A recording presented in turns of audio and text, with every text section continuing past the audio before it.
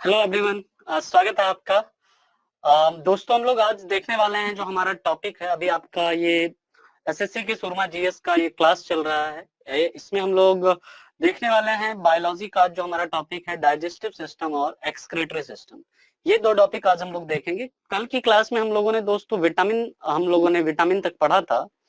और ये जो विटामिन है, विटामिन में हम लोगों ने विटामिन डी तक पढ़ा था। ई के पी ये 3 विटामिन रह गए हैं। पहले हम इन विटामिन को देखेंगे, फिर विटामिन बी को देखेंगे, फिर डाइजेस्टिव सिस्टम को स्टार्ट करेंगे, फिर एक्सक्रीटरी सिस्टम को हम लोग देखेंगे।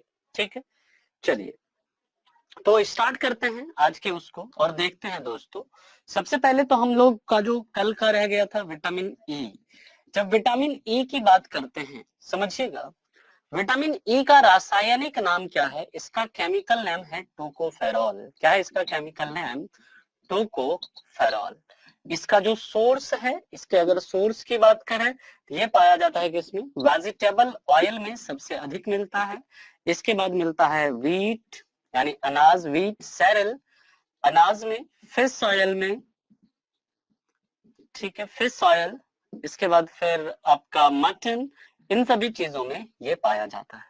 जब विटामिन ई की बात करते हैं तो याद रखिएगा, ये स्किन के ग्लो को बढ़ाता है। ये क्या करता है? स्किन के ग्लो को इंक्रीज करता है, यानी जो हमारी त्वचा में जो ग्लो है उस ग्लो को क्या करता है? इंक्रीज करता है। इसलिए इस विटामिन को क्या कहते हैं हम लोग? ब्यूटी विटामिन भी बोलते हैं। क्या बोलते हैं इस विटामिन को? ब्यूटी विटामिन या सुंदर बनाने वाला विटामिन कहते हैं। ये नपुंसकता को क्या करता है? कम करता है। ये नपुंसकता को कम करता है दोस्तों। इसलिए इस बीमारी को, नपुंसकता मतलब जो इनफर्टिलिटी होता है उसको क्या करता है? कम करता है। इसलिए इसे एंटी फर्टिलिटी विटामिन भी कहते हैं। फर्टिलिटी यानी कि नपुंसकता विरोधी विटामिन भी कहते हैं। नपुंसकता विरोधी विटामिन भी कहा जाता है। हिंदी में लिख लेंगे नपुंसकता विरोधी विटामिन। और अगर विटामिन ई की कमी हो जाती है, इसकी कमी से दोस्तों बीमारी होती है इम्पोर्टेंस। महिलाओं के अंदर होती है बांझपन या इम्पोर्टेंस, और पुरुषों के अंदर होता है इनफर्टिलिटी या नपुंसकता, इनफर्टिलिटी,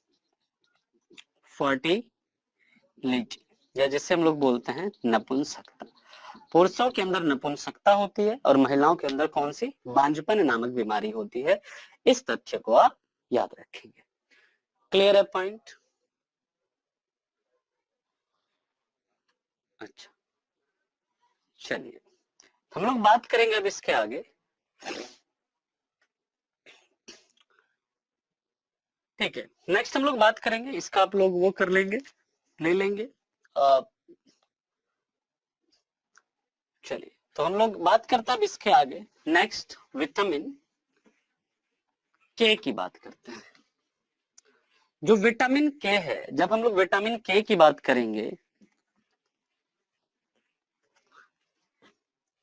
तो याद रखिएगा, विटामिन के का रासायनिक नाम होता है, इसका जो केमिकल नेम है, इसका केमिकल नेम फिलोक्विनोन होता है। फिलोक्विनोन कहते हैं इसे। इसका जो सोर्स है सबसे ज्यादा ये मिलता है ग्रीन कैबेज में, या जिसे हम लोग पत्ता गोभी कहते हैं ना, इस पत्ता गोभी में ये सबसे अधिक होता है। इसके बाद मिलता है कॉफी। कॉफी के अंदर एक पदार्थ होता है दोस्तों जिसे हम लोग बोलते हैं कैफीन। ये ग्रीन कैबेज में मैक्सिमम होता है। कॉफी के अंदर एक पदार्थ होता है जिसे हम लोग क्या बोलते हैं? कैफीन कहते हैं। इसके बाद याद रखेंगे मटन में ये पाया जाता है।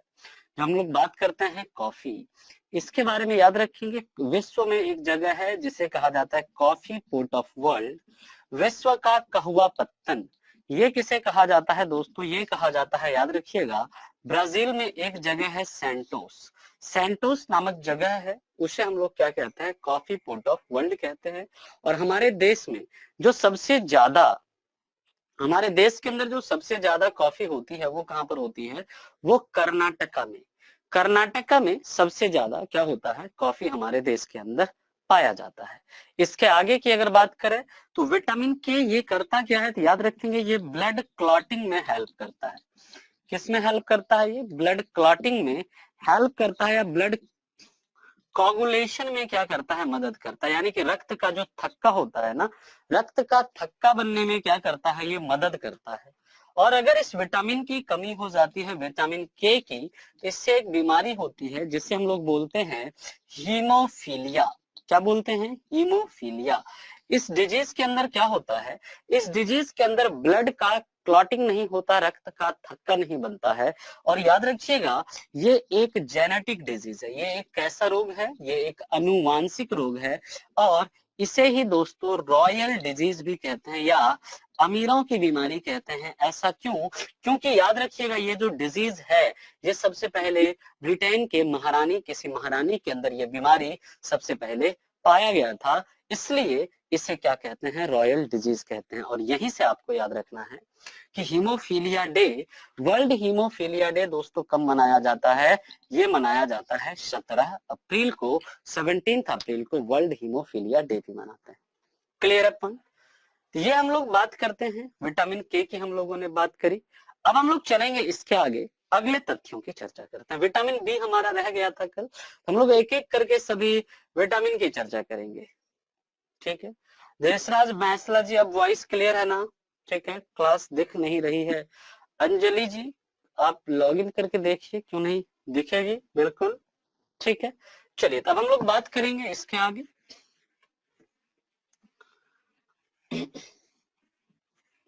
विटामिन बी हमारा रह गया था, फिर विटामिन पी, एक विटामिन पी है, पहले विटामिन पी को देख लेते हैं, फिर विटामिन बी को देखेंगे। जब विटामिन पी की बात करते हैं दोस्तों, याद रखिएगा इसका केमिकल नेम, यानी कि इसका जो रासायनिक नाम है, इसके रासायनिक नाम है इसका हेस्पिराइडिन। हेस्पिराइडिन ये क्या करता है? तो याद रखेंगे, ये कैपिलरीज में ब्लड के फ्लो को, कैपिलरीज का मतलब होता है केशिका, और केशिका मतलब क्या होता है? हमारे शरीर की जो सबसे पतली, हमारे शरीर के अंदर जो सबसे थिनेस्ट ब्लड वेसल्स होती हैं, उसे हम लोग कैपिलरीज कहते हैं। और उस कैपिलरीज में ब्लड के फ्लो को क्या करता है? कंट्रोल करता है। कैपिलरीज में ब्लड के फ्लो को कंट्रोल करना, ये काम होता है विटामिन पी का।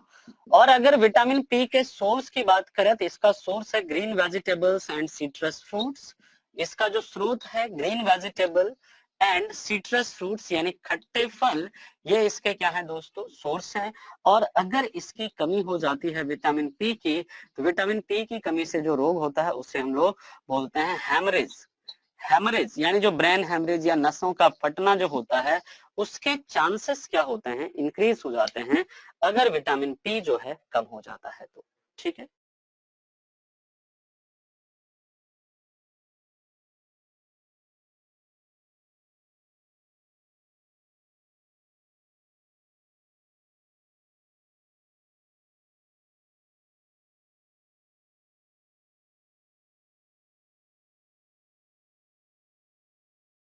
चलिए तो अब हम लोग बात करते हैं इसके आगे, विटामिन बी की बात करेंगे। विटामिन बी को दोस्तों विटामिन बी कॉम्प्लेक्स भी कहा जाता है। सबसे पहले तो आप ये याद रखिएगा, विटामिन बी को ही क्या बोलते हैं हम लोग? विटामिन बी कॉम्प्लेक्स भी कहते हैं। विटामिन बी कॉम्प्लेक्स क्यों कहा जाता है? क्योंकि विटामिन बी के कई प्रकार हैं। विटामिन बी के कई प्रकार हैं, याद रखिएगा। अब हम लोग बात करते हैं अगर विटामिन बी, इसका सबसे पहले मैं कॉमन सोर्स लिख दे रहा हूं। सबसे ज्यादा ये मिलता है दोस्तों, याद रखिएगा विटामिन बी किसमें? कैसियो, या जिसे हम लोग काजू कहते हैं, है ना। इसके बाद जितने भी ड्राई फ्रूट्स हैं, इसके बाद जितने भी अनाज हैं, सैरल होते हैं जितने, उसके बाद फिर मिल्क में पाया जाता है। फिर याद रखेंगे ये मिलता है दोस्तों आपका स्प्राउट्स, यानी जो अंकुरित अनाज होते हैं, अंकुरित अनाज में पाया जाता है।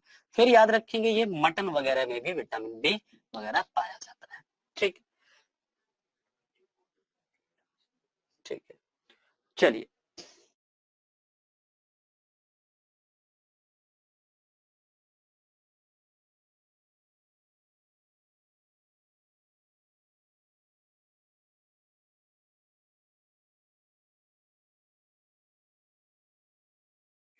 ठीक है, अब हम लोग बात करते हैं यहाँ पर। तो याद रखिएगा जो विटामिन बी, पहला विटामिन बी की बात करेंगे तो विटामिन बी वन है। इस विटामिन बी वन का जो केमिकल नेम है, इस विटामिन बी वन का केमिकल नेम है क्या? थायमिन। क्या है इसका केमिकल नेम? थायमिन। इसके बारे में याद रखेंगे कई बार पूछा जाता है अनाज के छिलकों में कौन सा विटामिन मिलता है। जो अनाज होते हैं ना, सेरेल्स होते हैं, उनके छिलकों में कौन सा B1 होता है।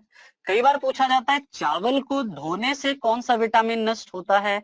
याद रखिएगा, चावल को धोने से कौन सा विटामिन नष्ट होता है, विटामिन B1 नष्ट होता है। ठीक है ना, याद रखेंगे। और इसके बाद याद रखिएगा कि अगर विटामिन B1 की कमी हो जाए तो विटामिन B1 की कमी से दोस्तों रोग होता है कौन सा, बेरी बेरी नामक रोग होता है। कौन सा रोग होता है, बेरी बेरी। इस बीमारी में क्या होता है, भूख नहीं लगना, यानी कि भूख नहीं लगता है। और दूसरा क्या होता है इसमें, वजन तेजी से घटता है, वजन तेजी से घटना। इस बीमारी के 2 लक्षण हैं। और यहां से याद रखेंगे हमारे शरीर के अंदर जो भूख प्यास,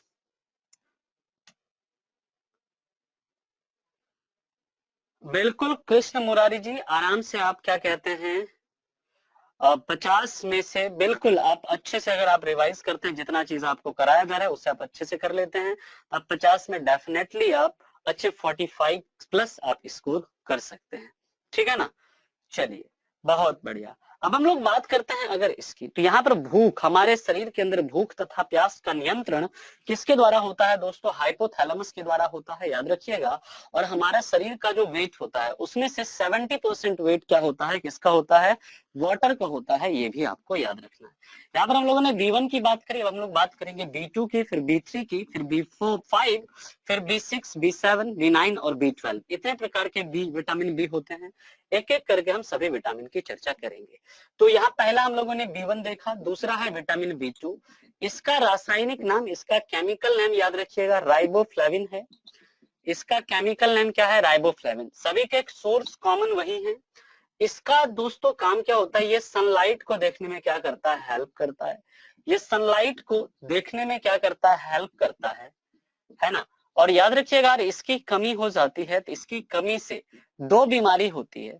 अगर विटामिन B2 की कमी होती है तो इससे 2 बीमारी होती है। एक होता है जिसे हम लोग बोलते हैं फोटोफोबिया।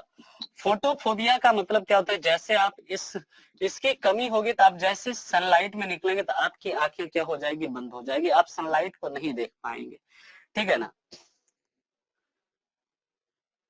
अच्छा, आप बोर्ड नहीं देख पा रहे हैं राकेश रोशन जी, जब फुल स्क्रीन नहीं आ रहा है। ठीक है, उधर से कुछ इशू होगा, आप लोग देख लीजिए, उसको बड़ा कीजिए। दूसरी अगर बात करें दोस्तों तो याद रखेंगे कीलोसिस, दूसरा जो बीमारी होता है कीलोसिस।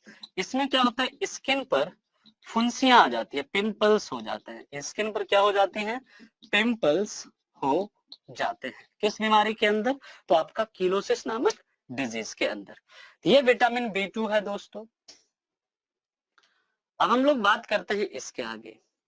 ठीक है ना, इसके आगे की बात करें तो विटामिन B2 के बाद हम लोग बात करेंगे विटामिन B3। ठीक है, बहुत बढ़िया। अच्छा, फास्ट हो रहा है बहुत। प्रसाद काले जी, आपको समझ में नहीं आ रहा था आप बताएं, कुछ भी अगर आपको समझ में नहीं आ रहा हो तो, दिक्कत हो कुछ तो आप बता सकते हैं। कुछ समझ नहीं पा रहे हैं तो एक्चुअली क्या है, समय वो है और हमें टॉपिक ज्यादा कवर करने हैं तो थोड़ा सा नॉर्मली फास्ट हल्का सा तो रहेगा। ठीक है, अब हम लोग बात करेंगे इसके आगे। अगले उसकी बात करें तो तीसरा विटामिन है हमारे पास विटामिन B3।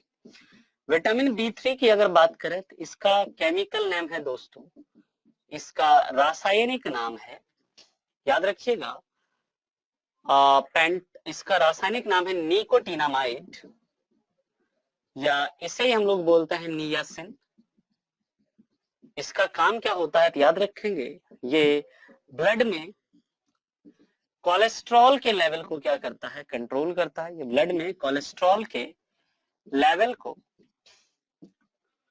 कंट्रोल करता है।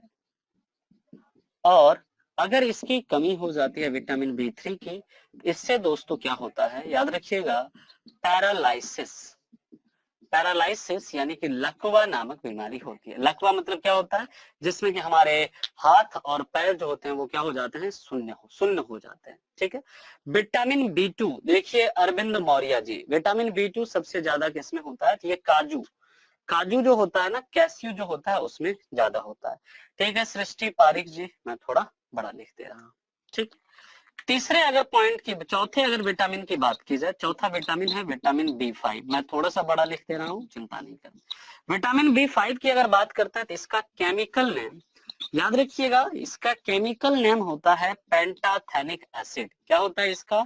पेंटाथेनिक एसिड जो है ये इसका रासायनिक नाम होता है। और अगर इस विटामिन B5 की कमी हो जाती है, इससे बीमारी होती है जिससे हम लोग बोलते हैं पेलाग्रा। पेलाग्रा नामक रोग होता है किससे? विटामिन B5 की अगर कमी हो जाए तो इससे पेलाग्रा नामक बीमारी होती है। ठीक है, चलिए बहुत अच्छे। अब हम लोग बात करेंगे इसके आगे। ठीक है, यहां तक आप लोग नोट कर लें इसको। जैसे हमारा ये विटामिन B2 फिनिश होता है, फिर हम लोग डाइजेस्टिव सिस्टम देखेंगे, फिर एक्सक्रीटरी सिस्टम देखेंगे। चलिए, तो नेक्स्ट हमारा है vitamin B6, then vitamin B7, then vitamin B9 and then vitamin B12। Vitamin B2 को ही याद रखिएगा दोस्तों, विटामिन जी भी कहते हैं। विटामिन जी किसे कहा जाता है? विटामिन B2 को ही। अगला विटामिन है हमारा, next vitamin is vitamin B6। Vitamin B6 की अगर बात करें तो इसका रासायनिक नाम, इसका जो केमिकल नेम है वो है पायरोडॉक्सिन। क्या है इसका केमिकल नेम? पायरोडॉक्सिन। और अगर विटामिन B6 की कमी होती है, याद रखिएगा इससे एक बीमारी होती है जिससे हम लोग बोलते हैं अनीमिया। नेक्स्ट अगर बात करें, अगला विटामिन है विटामिन B7, या इसे ही कहते हैं विटामिन H, है ना। इसका जो केमिकल नेम है याद रखिएगा, इसका रासायनिक नाम है बायोटिन। क्या है रासायनिक नाम? बायोटिन।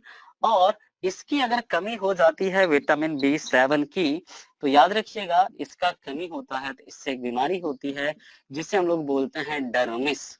डर्मिस में क्या होता है दोस्तों? इसमें हेयर फॉल होता है, बालों का झड़ना शुरू होता है। ठीक है ना, बाल गिरने शुरू हो जाते हैं।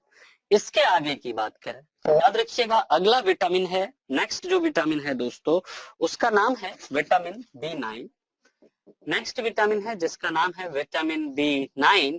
और विटामिन B9 की बात करें तो इसका केमिकल नेम है, इसका केमिकल नेम है दोस्तों याद रखिएगा फॉलिक एसिड। क्या है इसका केमिकल नेम? फॉलिक एसिड या फॉलिक अम्ल। और विटामिन B9 की भी कमी होती है तो इससे भी कौन सी बीमारी होती है? इससे भी अनीमिया नामक रोग ही होता है, इससे भी अरक्तता नामक बीमारी ही होती है। और सबसे लास्ट में याद रखेंगे दोस्तों विटामिन B12। विटामिन B12 की अगर बात करते हैं तो इसका केमिकल नेम है साइनोकोबैलामिन। क्या नाम है? साइनोकोबैलामिन। बहुत ही इंपॉर्टेंट विटामिन है ये। कई बार पूछा जाता है किस विटामिन में कोबाल्ट मिलता है, तो याद रखिएगा इसमें क्या पाया जाता है? इसमें कोबाल्ट पाया जाता है। कई बार पूछा जाता है किस विटामिन में कोबाल्ट पाया जाता है, तो याद रखिएगा विटामिन B12 में कोबाल्ट पाया जाता है। ये विटामिन B12 आरबीसी के निर्माण में मदद करता है हमें। ठीक है, बिल्कुल हेमोग्लोबिन की कमी से होता है संदीप गुप्ता जी। लेकिन याद रखिएगा जो ये विटामिन B6 है, या विटामिन B9 है, या विटामिन B12 है, ये तीनों ही क्या करते हैं? ये तीनों ही हेमोग्लोबिन के निर्माण में या आरबीसी के निर्माण में मदद करते हैं। इसलिए जब भी विटामिन B12 की भी कमी होती है तो भी कौन सा रोग होता है? तो भी एनीमिया यानी कि अरक्तता नामक बीमारी होती है। अनीमिया नामक बीमारी में क्या होता है? हमारे शरीर के अंदर खून की कमी हो जाती है, ब्लड की क्या होती है? कमी हो जाती है। ठीक है ना, ये एनीमिया आयरन की कमी से भी होता है। इसलिए कहा जाता है कि हेमोग्लोबिन में कौन सा तत्व होता है? हेमोग्लोबिन में अनीमिया नामक तत्व होता है, ये भी आपको पता है। ठीक, ये थे हमारे विटामिन बी जिसकी हम लोगों ने चर्चा करी। अब हम लोग बात करेंगे किसकी? डाइजेस्टिव सिस्टम की या पाचन तंत्र की बात करेंगे। ठीक है, तो इसके बाद फिर हम लोग मूव कर जाएंगे एक्सक्रेटरी सिस्टम पे, यानी उत्सर्जन तंत्र की फिर हम लोग बात करेंगे।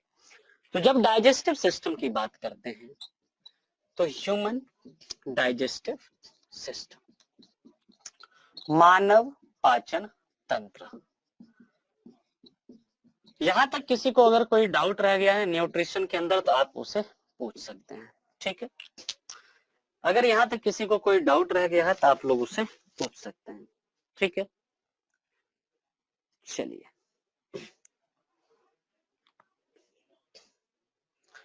ठीक है। मिनरल्स, सृष्टि पारिक जी, जो मिनरल्स हैं, मिनरल्स में जो जब हम लोग एमसीक्यू करेंगे तो वहां पर उससे रिलेटेड फैक्ट मतलब जो भी सवाल करवा दिए जाएंगे आपको, ठीक है।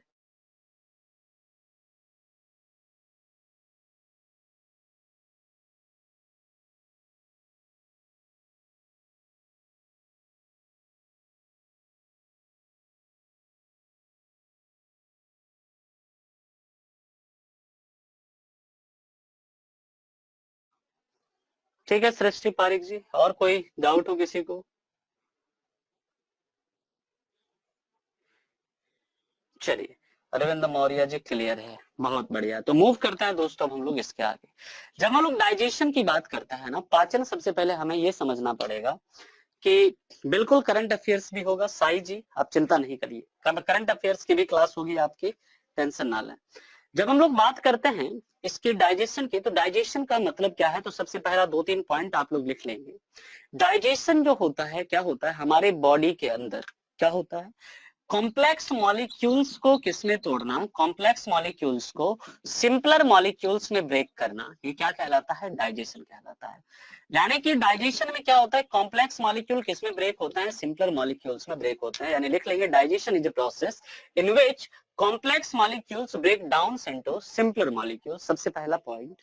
दूसरी बात, जब भी कोई कॉम्प्लेक्स मॉलिक्यूल सिंपलर मॉलिक्यूल में ब्रेक होता है, इसे दोस्तों क्या कहते हैं, इसे हम लोग कहते हैं कैटाबॉलिक प्रोसेस कहते हैं, या इसे अपचयी प्रक्रिया कहते हैं। जब भी हमारे शरीर के अंदर कोई भी बड़ा अणु छोटे अणुओं में टूटता है तो बिल्कुल हो जाएगी मोनिका पटीदार जी, चिंता ना करें आप, ठीक है। कंचन जी, कंचन अग्रवाल जी, आपके इधर से ही कोई इशू होगा, ये भी जूम इसलिए नहीं हो पा रहा है, इधर से तो सारा चीज ओके है।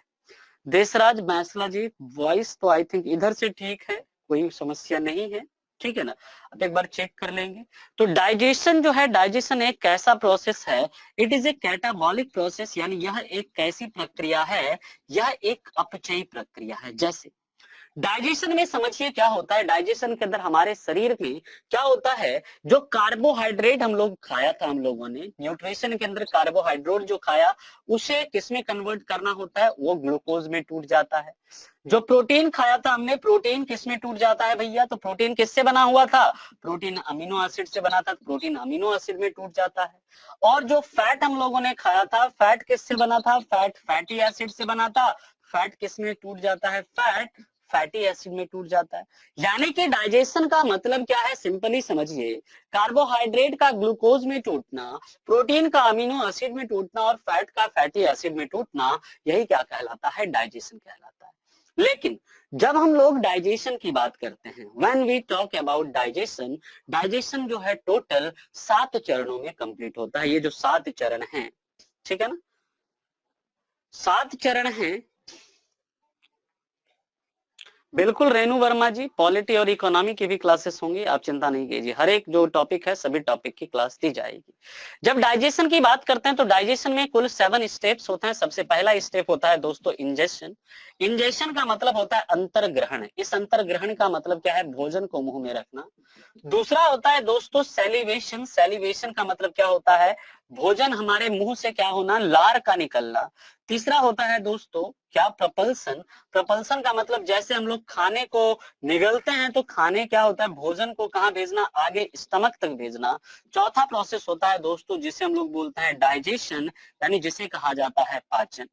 जो पांचवा प्रोसेस होता है, पांचवी प्रक्रिया जो होती है दोस्तों, उसे हम लोग एब्जॉर्प्शन कहते हैं। एब्जॉर्प्शन या जिसे अवशोषण कहा जाता है, और अवशोषण का अर्थ होता है हमारे पोषक तत्वों का, जब डाइजेशन हो गया तो उसके बाद जो पोषक तत्व बचे हैं, उन पोषक तत्वों को क्या करना, जो डाइजेशन के बाद जो ग्लूकोज है या अमीनो एसिड है या जो फैट है या फैटी एसिड है, उन सभी को क्या करना, उन सभी को एब्जॉर्ब करना, वही क्या कहलाता है, वही कहलाता है एब्जॉर्प्शन या अवशोषण। और ये अवशोषण का काम कहां पर होता है, कौन कौन सी घटना कहां पर होती है, हम लोग आगे देखेंगे। छठा प्रोसेस होता है दोस्तों, याद रखिएगा, सिक्स्थ प्रोसेस जो होता है उसे हम लोग बोलते हैं एसिमिलेशन। एसिमिलेशन या जिसे कहा जाता है स्वांगीकरण। स्वांगीकरण का अर्थ होता है जो हमारा भोजन है, जो हमारा फूड है वो फूड ब्लड के द्वारा कहां पर अलग अलग हमारे शरीर के डिफरेंट डिफरेंट हिस्सों तक जो पहुंचाया जाता है, किसके द्वारा, ब्लड के द्वारा पोषक तत्वों को, वो क्या कहलाता है, एसिमिलेशन कहलाता है। और सबसे लास्ट में प्रोसेस होता है दोस्तों इजेशन या इजेक्शन, या इसे हम लोग डेफेकेशन कहते हैं, या जिसे हिंदी में कहा जाता है परित्याग। इसका अर्थ होता है हमारे शरीर के अंदर जो अनडाइजेस्टेड फूड है, जो बिल्कुल साई जी आप चिंता ना करें, आप टेंशन नहीं लीजिए। मोहित कपूर जी बिल्कुल हो जा सकती है, इसलिए जो मतलब थोड़ा सा ये जो कोर्स चलेगा ना वो रिवीजन पॉइंट ऑफ व्यू थोड़ा सा तेज चलेगा, थोड़ा सा फास्ट होगा, और 45 डेज में बिल्कुल आपके सारे सब्जेक्ट कवर कर लिए जाएंगे। मोंटी माने जी ठीक है, मैं थोड़ा बड़ा बड़ा लिख देता हूँ, आप चिंता नहीं करें। जब हम लोग बात करते हैं यहाँ पर तो याद रखिएगा ये जो मतलब हमारे फूड के अंदर जो भी अनडाइजेस्टेड फूड होता है, जब खाना खाते हैं, जो अनपचा खाना होता है, वो क्या होता है हमारे बॉडी से जो डेफेकेट होता है उसे हम लोग क्या बोलते हैं, इजेक्शन कहते हैं। यहाँ पर दोस्तों आप लोग 4-5 पॉइंट को आप लोग नोट डाउन कर लेंगे, मैं ये 5 पॉइंट बोल दे रहा हूं, आप लोग इसे लिख लेंगे। सबसे पहला पॉइंट तो आप ये याद रखेंगे, कई बार पूछा जाता है डाइजेशन हमारे बॉडी में कहां से शुरू होता है। याद रखिएगा digestion starts from mouth in our body, यानी हमारे शरीर में डाइजेशन कहां से, मुंह से ही शुरू होता है। सवाल उठना चाहिए कैसे, तो याद रखिएगा दोस्तों जैसे आप खाना मुंह में रखते हैं तो मुंह में क्या मिलता है, उस भोजन में सलाइवा यानी लार मिलता है, और वो जो लार होता है ना, लार क्या करता है, हम लार के अंदर एक एंजाइम होता है जिसे हम लोग बोलते हैं टाइलिन, टाइलिन कहा जाता है, और वो टाइलिन नामक एंजाइम क्या करता है, जो स्टार्च होता है स्टार्च को डाइजेस्ट करता है। सबसे पहली बात ये पहला पॉइंट है। दूसरा पॉइंट पूछा जाता है हमारे बॉडी के अंदर कार्बोहाइड्रेट का डाइजेशन कहां से होता है, तो याद रखिएगा कार्बोहाइड्रेट का डाइजेशन कहां से स्टार्ट होता है, माउथ से, यानी कि digestion of carbohydrates start from mouth. दूसरा पॉइंट। तीसरे पॉइंट की अगर मैं बात करूं तो थर्ड पॉइंट याद रखेंगे, जो डाइजेशन ऑफ फैट, कई बार पूछा जाता है वसा का पाचन कहां से शुरू होता है, याद रखिएगा digestion of fat starts from small intestine, या वसा का पाचन कहां से, छोटी आंत से शुरू होता है। और चौथा पॉइंट याद रखिएगा, कई बार पूछा जाता है डाइजेशन ऑफ प्रोटीन कहां से शुरू होता है दोस्तों, तो digestion of protein start from stomach, यानी कि प्रोटीन का पाचन कहां से, आमाशय से शुरू होता है। कैसे ये सारी चीजें आगे अभी हम लोग एक एक ऑर्गन को देखेंगे तो समझ आ जाएगा। अगली बात याद रखेंगे दोस्तों, कई बार पूछा जाता है सबसे ज्यादा समय के लिए डाइजेशन मैक्सिमम टाइम के लिए किस ऑर्गन में होता है, तो याद रखिएगा डाइजेशन मैक्सिमम टाइम के लिए कहां पर, हमारे स्मॉल इंटेस्टाइन में होता है। और अगर आपसे ये पूछा जाए कि डाइजेशन, अगर आपसे ये पूछा जाए कि सब मतलब कंप्लीट डाइजेशन ऑफ फूड यानी भोजन का पूर्ण पाचन कहां पर होता है, याद रखिएगा भोजन का पूर्ण पाचन कहां पर होता है, complete digestion of food occurs in small intestine यानी छोटे आंत में ही होता है। थर्ड पॉइंट की अगर मैं बात करूं मोनिका जी याद रखिएगा, अच्छा इंग्लिश में भी बोल रहा हूं Sandeep Gupta ji, digestion of food starts from mouth, digestion of fat starts from small intestine, digestion of protein start from stomach, digestion of carbohydrate starts from digestion of fat, digestion of protein starts from stomach, digestion of carbohydrate starts from mouth, complete digestion of food occurs in small intestine, और digestion for maximum time for occurs in small intestine। ये सारे point थे। Third point की अगर मैं बात करूं मोनिका जी तो याद रखिएगा डाइजेशन ऑफ फैट यानी वसा का पाचन जो होता है वो छोटी आंत से प्रारंभ होता है। क्लियर है पॉइंट। तो अब हम लोग बात करेंगे इसके आगे, अगले मुद्दे की बात करते हैं, अगले पॉइंट पर चलते हैं। अब हम लोग ह्यूमन डाइजेस्टिव सिस्टम की बात करते हैं। तो ये दोस्तों क्रोनोलॉजी था, ये जो 7 पॉइंट है क्रोनोलॉजी। सबसे पहले क्या होता है, सबसे पहले इंजेक्शन, उसके बाद सेलिब्रेशन, फिर प्रपल्सन, फिर digestion, then absorption, then assimilation, और उसके बाद क्या होता है, उसके बाद होता है हमारा इजेक्शन होता है। क्लियर है। अब हम लोग बात करेंगे ह्यूमन डाइजेस्टिव सिस्टम की। तो ह्यूमन डाइजेस्टिव सिस्टम दोस्तों 2 हिस्सों से मिलकर बनता है। सबसे पहला हिस्सा होता है जिससे हम लोग क्या बोलते हैं, जिससे हम लोग बोलते हैं एलिमेंट्री कैनाल। एलिमेंट्री कैनाल या इसे कहा जाता है पाचन नली कहते हैं, ठीक है ना, या पाचन गुहा कहते हैं, ठीक है। और दूसरा होता है दोस्तों डाइजेस्टिव ग्लैंड्स होते हैं, डाइजेस्टिव ग्लैंड, या जिससे हम लोग बोलते हैं पाचन ग्रंथि। पाचन ग्रंथि या इसे ही सहायक ग्रंथि भी कहते हैं, या सहायक अंग भी कहा जाता है, एसेसरी ऑर्गन भी कहते हैं, इसे सहायक अंग भी कहते हैं। ठीक है, एक एक करके अभी हम लोग इसे समझेंगे। याद रखिएगा जो एलिमेंट्री कैनाल होता है ना, पाचन नली, ये कुल कितना फीट लंबा होता है हमारे शरीर के अंदर, ये कुल 33 फीट लॉन्ग होता है। कितना होता है हमारे शरीर में, कुल 33 फीट लॉन्ग होता है। ठीक है, जो कहां से स्टार्ट होता है दोस्तों, ये माउथ से स्टार्ट होता है और कहां तक जाता है, हमारे रेक्टम तक, यानी कि जो हमारा बड़ी आंत है, बड़ी आंत का जो सबसे अंतिम हिस्सा होता है उसे हम लोग बोलते हैं मलाशय, जहां पर जो हमारा अनडाइजेस्टेड फूड या जो वेस्टेज जहां पर जमा होता है उसे रेक्टम कहते हैं। ये मुंह से लेकर कहां तक, रेक्टम तक फैला होता है और फूड का डाइजेशन कहां पर, यहीं पर होता है। Digestion of food takes place here, food का डाइजेशन यहीं पर होता है, इसी नली के अंदर होता है, याद रखिएगा। जैसे आप खाना खाते हैं ना, खाने को जैसे आपने मुंह में रखा, वो खाना इसी एलिमेंट्री कैनाल के अंदर चला जाता है और तब तक ये एलिमेंट्री कैनाल के अंदर ही जाता है जब तक आप उस अनडाइजेस्टेड फूड को इजेक्ट नहीं कर देते हैं। क्लियर है पॉइंट? अच्छा, एनाबॉलिक प्रोसेस, एनाबॉलिक प्रोसेस देखिए क्या होता है, जब हमारे शरीर के अंदर कई सारी छोटी चीजें मिलकर क्या करें, बड़े चीजों का निर्माण करें, तो उसे एनाबॉलिक कहेंगे, उपचयी प्रक्रिया कहेंगे। और जब कई सारे कोई बड़ा चीज छोटे चीज में टूटे तो उसे हम लोग क्या बोलते हैं, उसे हम लोग कैटाबॉलिक कहते हैं। जैसे अगर मैं बात करूं तो याद रखिएगा, जो हमारा शरीर है, अगर हमारे शरीर में एमिनो एसिड से मिलकर प्रोटीन बन रहा है तो वो कैसा प्रोसेस होगा, एनाबॉलिक प्रोसेस होगा। ठीक है संदीप जी? ठीक है, चलिए अब हम लोग बात करते हैं इसके आगे की। जो डाइजेस्टिव ग्लैंड है, यहाँ पर कौन कौन से अंग आते हैं, अभी हम इसका चित्र बनाएंगे, माउथ से लेकर रेक्टम तक में कौन कौन आता है इसकी हम लोग चर्चा करेंगे। लेकिन जो डाइजेस्टिव ग्लैंड है, इनका काम क्या होता है दोस्तों, इनका काम होता है हेल्प इन डाइजेशन। ये क्या करते हैं, ये पाचन में क्या करते हैं, मदद करते हैं। याद रखिएगा, ये क्या करते हैं, डाइजेशन में हेल्प करते हैं, पाचन में ये मदद करते हैं। अब अगर इसके आगे की बात करें तो कौन कौन से डाइजेस्टिव ग्लैंड हैं, याद रखिएगा, सबसे पहला है टीथ या दांत, दूसरा क्या है, टंग या जिसे हम लोग बोलते हैं जिह्वा, तीसरा क्या है दोस्तों, तो तीसरा याद रखिएगा है हमारा पैनक्रियाज या जिसे हम लोग अग्नाशय कहते हैं, चौथा क्या है दोस्तों, याद रखिएगा चौथा है लीवर यानी यकृत जिसे हम लोग बोलते हैं, और पांचवा क्या है दोस्तों, तो पांचवा याद रखिएगा, पांचवा है गॉल ब्लैडर या जिसे हम लोग क्या बोलते हैं, पित्ताशय कहते हैं। ये 5 अंग हैं जो क्या करते हैं, हमारे शरीर के अंदर पाचन में, यानी जो डाइजेशन होता है उस डाइजेशन में ये 5 अंग क्या करते हैं, हेल्प करते हैं। दांत, टीथ, टंग, जिह्वा, पैनक्रियाज, अग्नाशय, लीवर, यकृत और गॉल ब्लैडर यानी पित्ताशय, ये क्या करते हैं, हमारे डाइजेशन में मदद करते हैं। क्लियर है पॉइंट, यहां तक समझ में आ रहा है सभी को? चलिए हम लोग बात करेंगे अब इसके आगे की। अगर तो यहाँ पर अब ये जो एलिमेंट्री कैनाल है, इसमें कौन कौन से अंग आते हैं और ये कैसे उसमें मदद करते हैं, इसकी भी हम लोग अभी चर्चा करेंगे। ठीक है, यहाँ तक आप लोगों का कोई डाउट है तो आप लोग डाउट पूछ सकते हैं। यहाँ तक किसी को कोई डाउट है तो आप लोग डाउट को पूछ सकते हैं। ठीक है, चलिए अब हम लोग बात करेंगे एलिमेंट्री कैनाल की। जो पाचन नली जो कि 33 फीट होती है, उस 33 फीट की अगर बात करें तो उस 33 फीट में सबसे पहला क्या होता है, माउथ होता है, मुंह होता है। मुंह के बाद क्या आता है दोस्तों, तो मुंह के बाद आता है फ्राइनेक्स या जिसे हम लोग क्या बोलते हैं, ग्रसिका कहते हैं। ठीक है ना, क्या होता है अभी चर्चा करेंगे। ग्रसिका के बाद क्या आता है, तो उसके बाद आता है ऑइसोफेगस।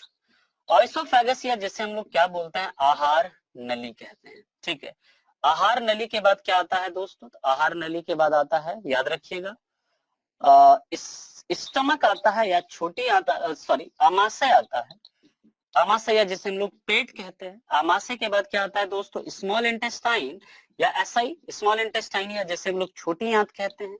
और इस छोटी आंत के बाद क्या आता है दोस्तों, लार्ज इंटेस्टाइन या जिसे हम लोग क्या बोलते हैं, बड़ी आंत कहते हैं, है ना। लार्ज इंटेस्टाइन या जिसे हम लोग क्या कहते हैं, बड़ी आंत कहते हैं। ठीक है, अब देखिए यहाँ पर अगर बात करें, जो स्मॉल इंटेस्टाइन है, स्मॉल इंटेस्टाइन के 3 पार्ट हैं। एक पहला हिस्सा जो स्मॉल इंटेस्टाइन का होता है उसे हम लोग बोलते हैं डुडेनम। जो दूसरा हिस्सा होता है उसे हम लोग क्या बोलते हैं, उसे हम लोग बोलते हैं जूजेनम। और तीसरा हिस्सा जो होता है उसे हम लोग क्या बोलते हैं दोस्तों, उसे हम लोग बोलते हैं इलियम। यानी कि छोटी आंत के ये 3 पार्ट है जिसे हम लोग कहते हैं ग्रहणी, इसे ग्रहणी कहा जाता है, इसे मध्यांत्र कहते हैं और इसे क्या कहा जाता है, इसे शेषांत्र कहा जाता है। ठीक है ना, ये इसके हिंदी में नाम है। इसी तरह बड़ी आंत जो है, इसके भी 3 पार्ट होते हैं। सबसे पहला पार्ट जो बड़ी आंत का होता है उसे हम लोग सीकम कहते हैं।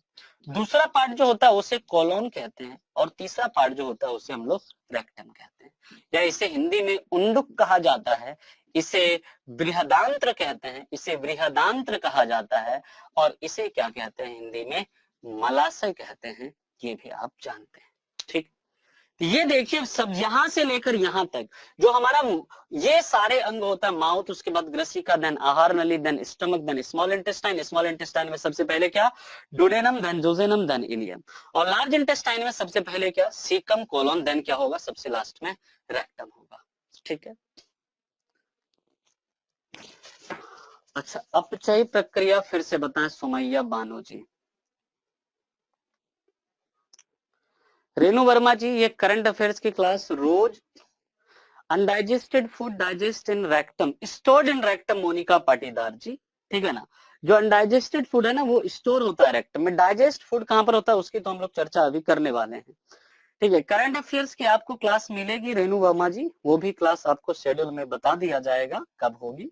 ठीक है, अपचयी प्रक्रिया की बात करें तो जैसे सुमैया बानो जी, आप खाना खाते हैं और कार्बोहाइड्रेट आपने खाया, कार्बोहाइड्रेट जब टूट जाता है ग्लूकोज के अंदर, या प्रोटीन खाया, प्रोटीन जब डाइजेस्ट हो जाता है अमीनो एसिड में, या ऐसा कोई भी बड़ा अणु, बिग मॉलिक्यूल जब छोटे मॉलिक्यूल्स में टूटता है तो उसे हम लोग बोलते हैं अपचयी प्रक्रिया, या उसे कैटाबॉलिक प्रोसेस कहते हैं। ठीक है सुमैया जी, चलिए अब हम लोग बात करेंगे इसके आगे।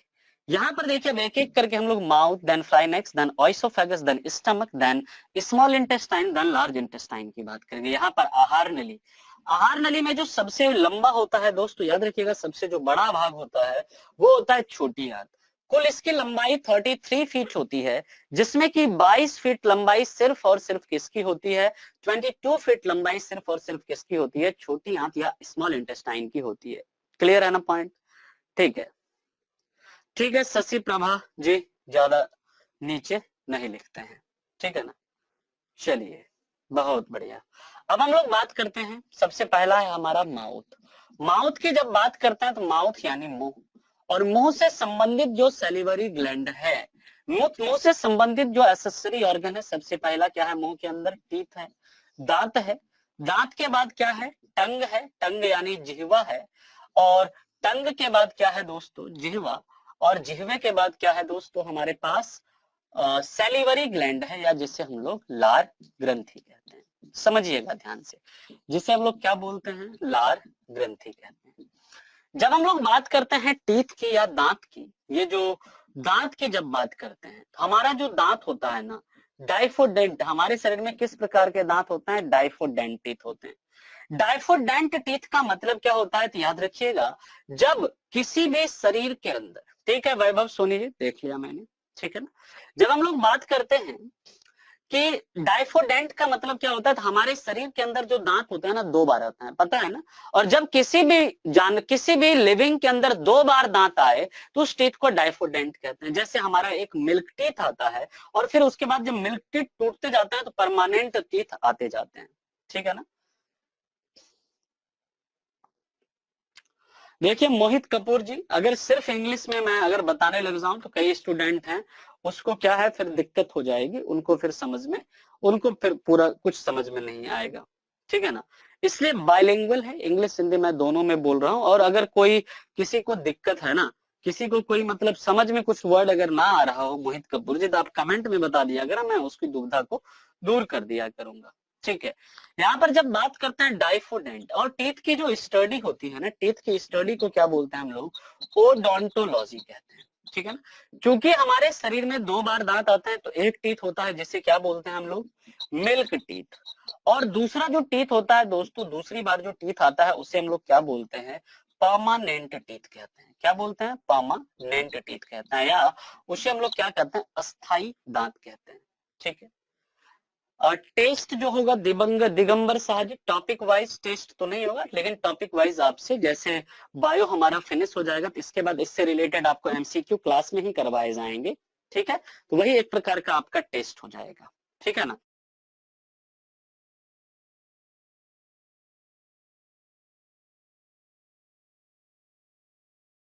क्लियर है। अब हम लोग बात करते हैं अगर इसकी, तो जो मिल्क टीथ की अगर बात की जाए तो मिल्क टीथ जो होता है, फर्स्ट मिल्क टीथ जो आता है वो कब आता है? फर्स्ट मिल्क टीथ दोस्तों आता है 6 मंथ में, ठीक है ना। जबकि फर्स्ट जो परमानेंट टीथ होता है, फर्स्ट परमानेंट टीथ कब आता है? ये 6 ईयर में आता है, जनरली 6 वर्ष की एज में आता है।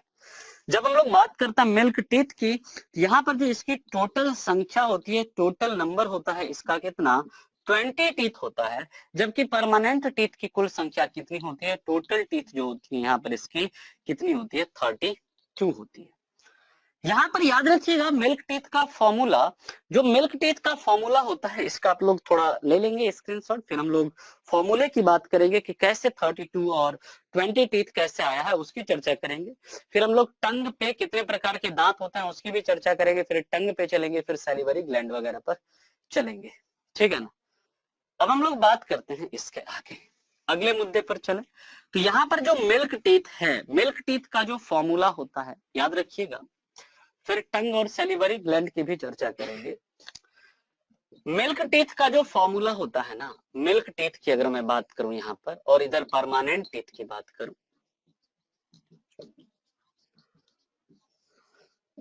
तो मिल्क टीथ का जो फॉर्मूला होता है दूध के दांत का, सबसे पहले तो याद रखिएगा आईसीपीएम होता है।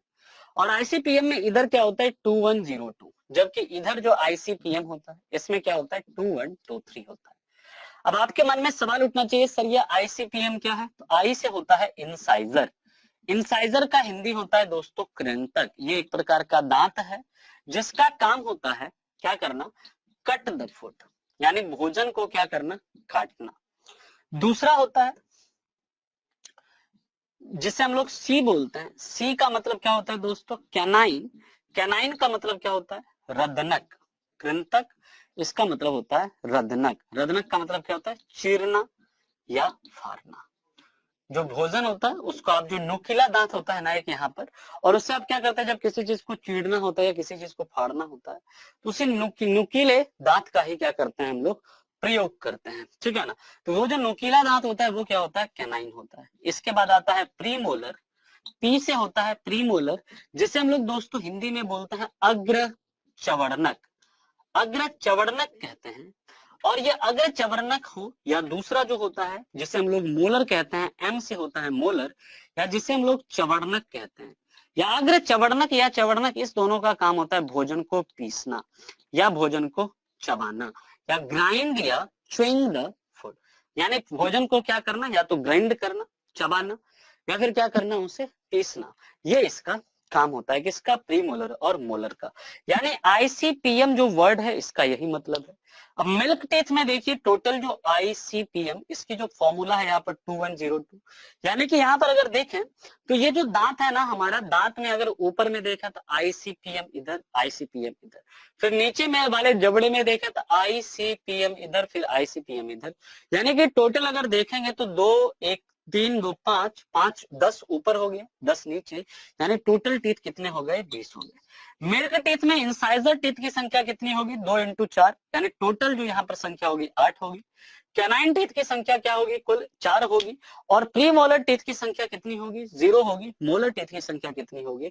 8 होगी। ये चीज को आप याद रखना है। और परमानेंट टीथ में देखिए आईसीपीएम यहाँ पर क्या है? 2123, यानी कि 2 1 3 2 5 3 8, और 8 को 4 से गुना करेंगे तो टोटल टीथ कितने हो गए? 32 हो गए। क्लियर है यहाँ तक? अब हम लोग बात करते हैं अगर इसके आगे, अगर हम लोग इसके आगे की बात करें तो याद रखिएगा, ठीक है प्रसाद काले जी। अब अगर आगे की बात करें तो यहाँ पर 3-4 पॉइंट याद रखिएगा। सबसे पहला पॉइंट तो आपको ये याद रखना है कि जो एलिफेंट का जो बाहर निकला हुआ टीथ होता है, एलिफेंट का आउटसाइड जो टीथ मिलता है एलिफेंट में, वो कौन सा टीथ होता है? इंसाइजर टीथ होता है। दूसरा पॉइंट याद रखिएगा, चूहा जो रैट होता है वो कुतरने के लिए या किसी चीज को काटने के लिए जो टीथ का प्रयोग करता है वो कौन सा होता है? इंसाइजर टीथ होता है। बच्चों में कौन सा टीथ नहीं मिलता? तो याद रखेंगे जो मिल्क टीथ होता है, मिल्क टीथ में कौन सा टीथ नहीं था? प्रीमोलर टीथ नहीं था। मिल्क टीथ में कौन सा टीथ नहीं था? प्रीमोलर टीथ नहीं था। जो हमारा टीथ होता है दोस्तों, हमारे टीथ के निर्माण में कौन सा विटामिन मदद करता है? Vitamin D. और याद रखिएगा जो टीथ होता है हमारा वो डेंटिन नामक पदार्थ से निर्मित होता है। और जब टीथ की बात करते हैं तो याद रखिएगा जो हमारा टीथ है, हमारा दांत है, हमारे टीथ के ऊपर जो व्हाइट लेयर देखते हैं ना, जो व्हाइट लेयर आप देखते हैं टीथ के ऊपर, वो किसका बना होता है? वो एक पदार्थ होता है इनेमल का। किसका बना होता है? White layer of teeth is made up of enamel and this enamel is hardest substance of our body. यानी कि हमारे दांत का जो दांत के ऊपर जो उजली परत है वो किसकी? इनेमल की बनी होती है। और इनेमल हमारे शरीर का सबसे मजबूत हिस्सा है, ये भी आपको याद रखना है। ठीक है,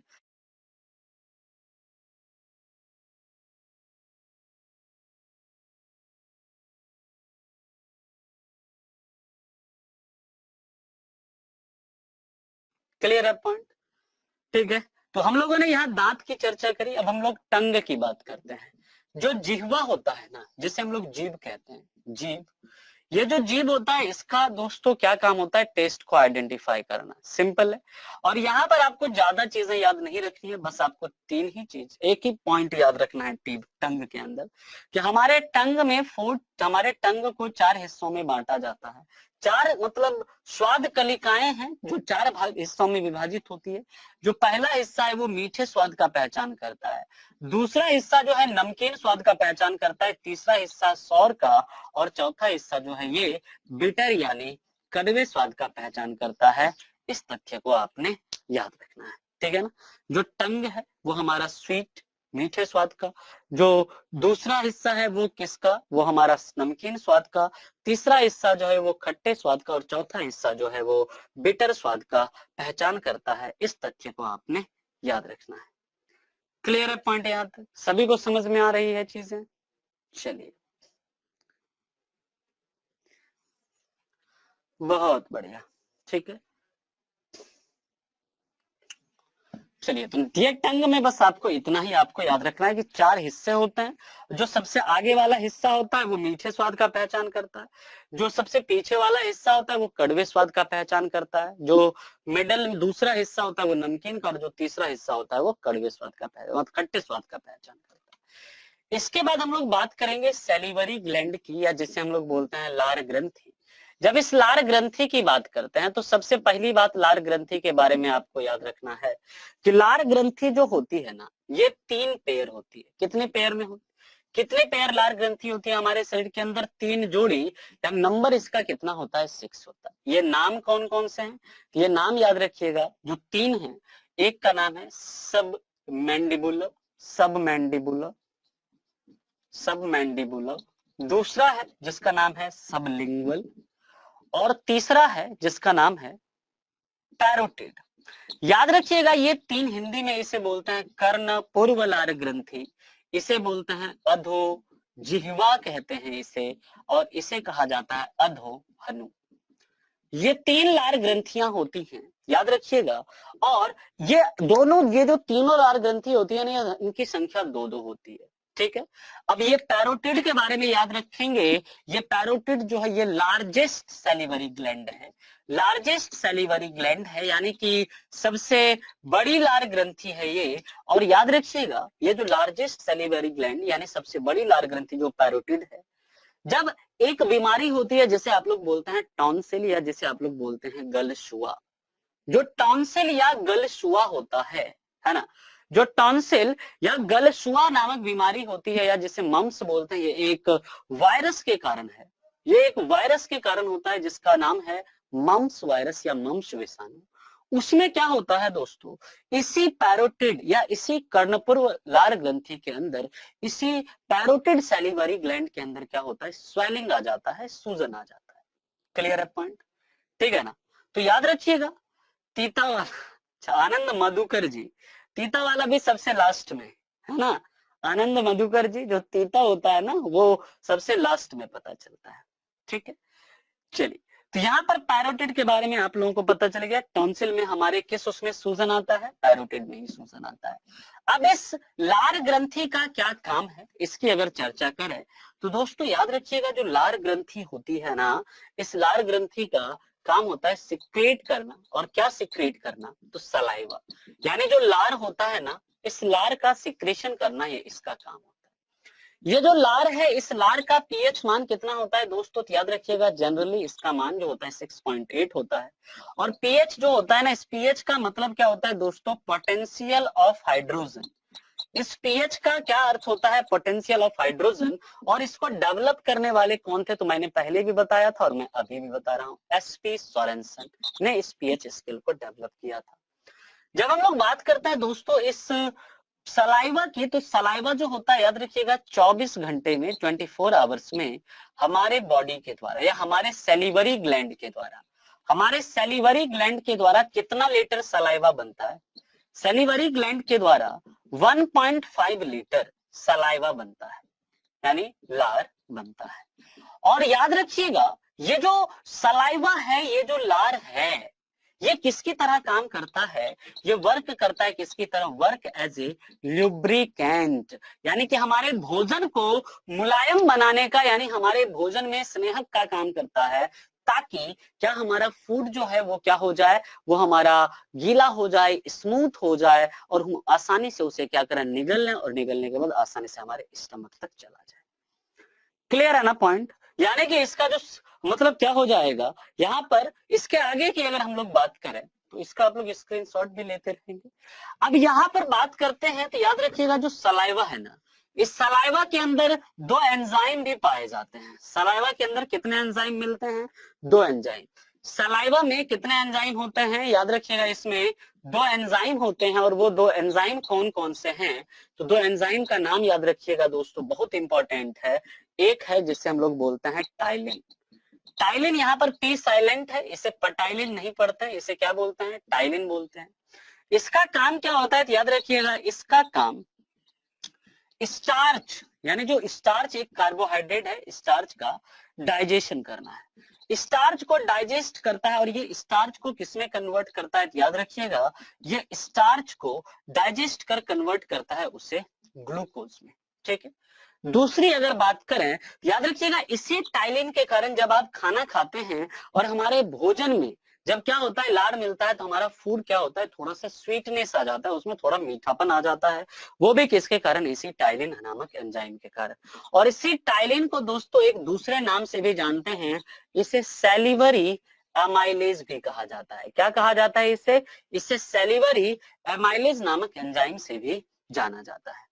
दूसरे एंजाइम की बात करते हैं दोस्तों, तो दूसरा एंजाइम है जिसे हम लोग लाइसोजाइम कहते हैं। और ये जो लाइसोजाइम है, याद रखेंगे ये क्या करता है, ये एक एंटी बैक्टीरियल एंजाइम है, यानी एक जीवाणु नाशक एंजाइम है, जो कि क्या करता है, हमारे फूड के अंदर जो हार्मफुल जीवाणु होते हैं, जो हार्मफुल बैक्टीरियाज होते हैं, उन बैक्टीरियाज को क्या करता है, ये नष्ट करने का काम करता है। उस बैक्टीरिया को क्या करता है दोस्तों, ये डिस्ट्रॉय करने का काम करता है। कौन, तो ये जो हमारा लाइसोजाइम नामक एंजाइम होता है। क्लियर है पॉइंट, इसलिए लाइसोजाइम नामक एंजाइम को इसलिए हम लोग क्या बोलते हैं, एंटी बैक्टीरियल नामक एंजाइम कहते हैं। क्लियर है पॉइंट, यहाँ तक समझ में आ गया सभी को, यहाँ तक कोई डाउट है तो आप लोग बताएं, फिर हम लोग मूव करेंगे अपने अगले मुद्दे के ऊपर। अगर यहाँ तक किसी को कोई डाउट है तो आप लोग बता सकते हैं। ठीक है, चलिए बहुत अच्छे, ठीक है मूव कर सकते हैं आगे। बहुत बढ़िया, तो चलिए हम लोग मूव करते हैं। इसके बाद आता है हमारा सेलिवरी ग्लैंड के बाद माउथ हमारा दोस्तों फिनिश हो जाता है। फिर हम लोग बात करेंगे स्टमक की। जो दूसरा हमारा अंग है दोस्तों, वो क्या है, स्टमक। जब हम लोग स्टमक की बात करते हैं, जब आमाशय की बात करते हैं, तो याद रखिएगा ये जो आमाशय है, इस आमाशय की अगर बात करी जाए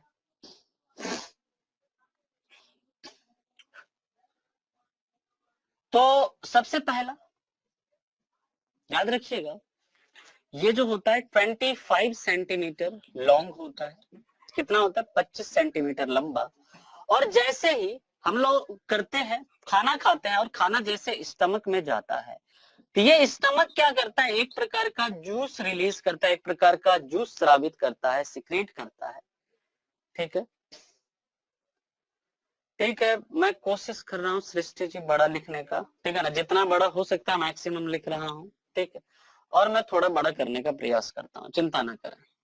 जब स्टमक की बात करते हैं तो ये सिक्रेट करता है एक जूस जिसे हम लोग क्या बोलते हैं, गैस्ट्रिक जूस कहते हैं। अब ठीक है, इससे भी बड़ा करना है, अगर इससे भी बड़ा करना है तो आप बता सकते हैं। जिसे गैस्ट्रिक जूस कहते हैं या इसे ही क्या कहा जाता है, जठर रस कहते हैं। ये जो जठर रस है ये क्या करता है, हमारे भोजन के साथ मिलता है, और इस जठर रस का पीएच मान कितना होता है दोस्तों, 1.5 होता है, याद रखिएगा। ये जो स्टमक है, इस स्टमक की बात करें तो स्टमक के अंदर ऐसे एक लेयर भी बना होता है। स्टमक है, ये हमारा स्टमक का वॉल होता है, जो सबसे ऊपर होता है उसे हम लोग स्टमक वॉल कहते हैं या आमाशय परत कहते हैं। लेकिन उसके ऊपर ये जो लेयर बना होता है ना, इस लेयर को क्या बोलते हैं हम लोग, इस लेयर को दोस्तों कहा जाता है म्यूकस लेयर। इस तथ्य को भी आप याद रखेंगे। म्यूकस झिल्ली या म्यूकस लेयर कई बार आपके एग्जाम में पूछा गया है, कहां पर मिलता है, याद रखिएगा कहां पर मिलता है, ये हमारे स्टमक में। और हमारे स्टमक में हमारे भोजन के साथ क्या मिलता है, ये गैस्ट्रिक जूस या ये जठर रस मिलता है। क्लियर है पॉइंट? अब हम लोग बात करेंगे आखिर ये जो जठर रस है, ये जठर रस जो है ये क्या करता है, इसकी हम लोग चर्चा करते हैं। ये जो गैस्ट्रिक जूस है, इस गैस्ट्रिक जूस का क्या काम होता है, इसकी हम लोग चर्चा अभी करेंगे। ठीक, क्लियर है पॉइंट? चलिए तो मूव करते हैं इसके आगे। ठीक है, बहुत बढ़िया। अब हम लोग गैस्ट्रिक जूस की बात करते हैं। तो गैस्ट्रिक जूस क्या करता है हमारे फूड के साथ मिलकर, तो ध्यान से समझिएगा। ये गैस्ट्रिक जूस जो है, जठर रस, जो कहां से निकलता है, हमारे आमाशय से। इस जठर रस की अगर बात करते हैं तो इसमें 4 चीजें होती है। कौन कौन सी 4 चीजें होती है, याद रखिएगा। इसके अंदर होता है सबसे पहला पेप्सिन, है ना। दूसरा क्या होता है, रेनिन। तीसरा क्या होता है, HCl। और चौथा क्या होता है दोस्तों, वाटर। ये 4 चीजें इसके अंदर पाई जाती है। जब हम लोग पेप्सिन की बात करते हैं तो ये क्या करता है, तो याद रखिएगा ये प्रोटीन का डाइजेशन करता है, ये प्रोटीन का पाचन करता है। कैसे भैया प्रोटीन का पाचन करता है, तो याद रखिएगा ये प्रोटीन को तोड़ता है किसमें, ये प्रोटीन को ब्रेक करता है किसमें, पेप्टाइड में। किसमें प्रोटीन को ब्रेक करता है, ये पेप्टाइड में ब्रेक करता है। दूसरा रेनिन की बात करते हैं तो याद रखिएगा ये मिल्क में प्रेजेंट, किसमें, मिल्क में प्रेजेंट किसका पाचन करता है, मिल्क में प्रेजेंट कैसीन प्रोटीन का पाचन करता है। हम लोगों ने पढ़ा था कल कि मिल्क में कौन सा प्रोटीन होता है, मिल्क में कैसीन प्रोटीन होता है। और इसी कैसीन प्रोटीन के कारण क्या होता है, हमारा जो मिल्क होता है व्हाइट होता है। ये मिल्क में प्रेजेंट किस प्रोटीन का पाचन करेगा, कैसीन नामक प्रोटीन का पाचन करता है। क्लियर है ना पॉइंट, समझ में आ गया। अब हम लोग बात करते हैं Ashish K ji. Okay, this enzyme, this pepsin and renin, both are enzymes. Pepsin enzyme help in digestion of protein and it converts protein into peptide.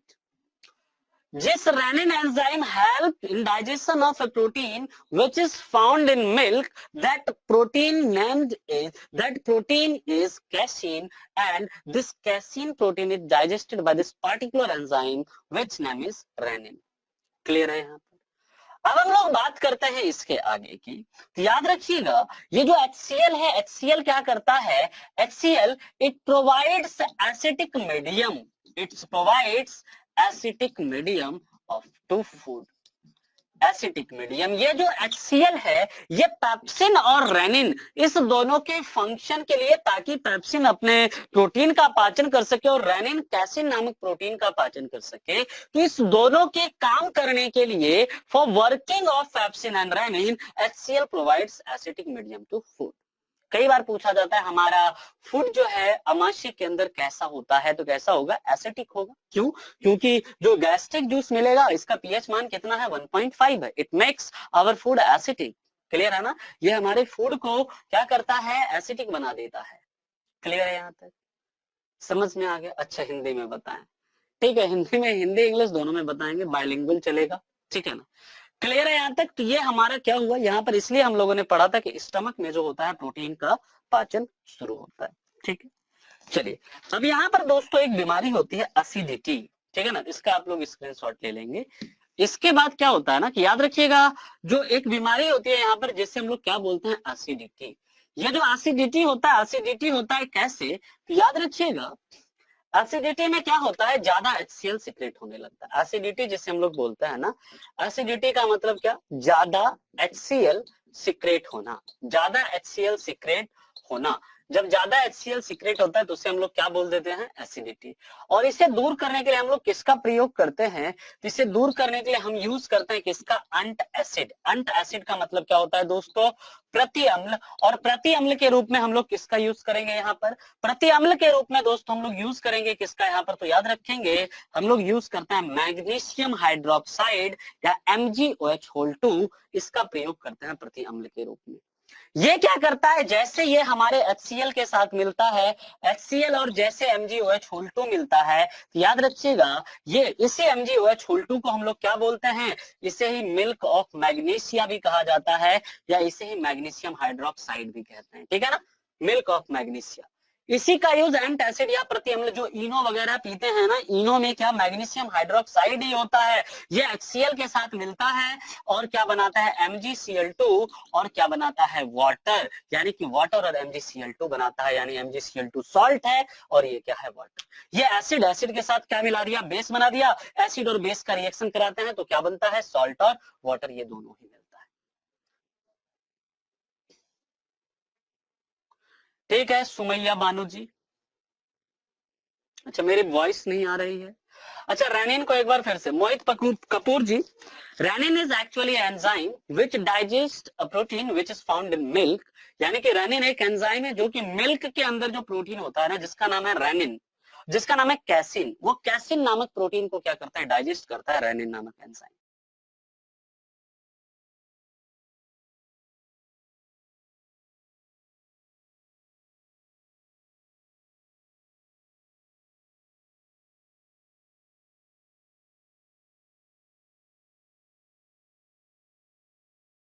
यहां तक सभी को समझ में आ गया ना, ठीक है।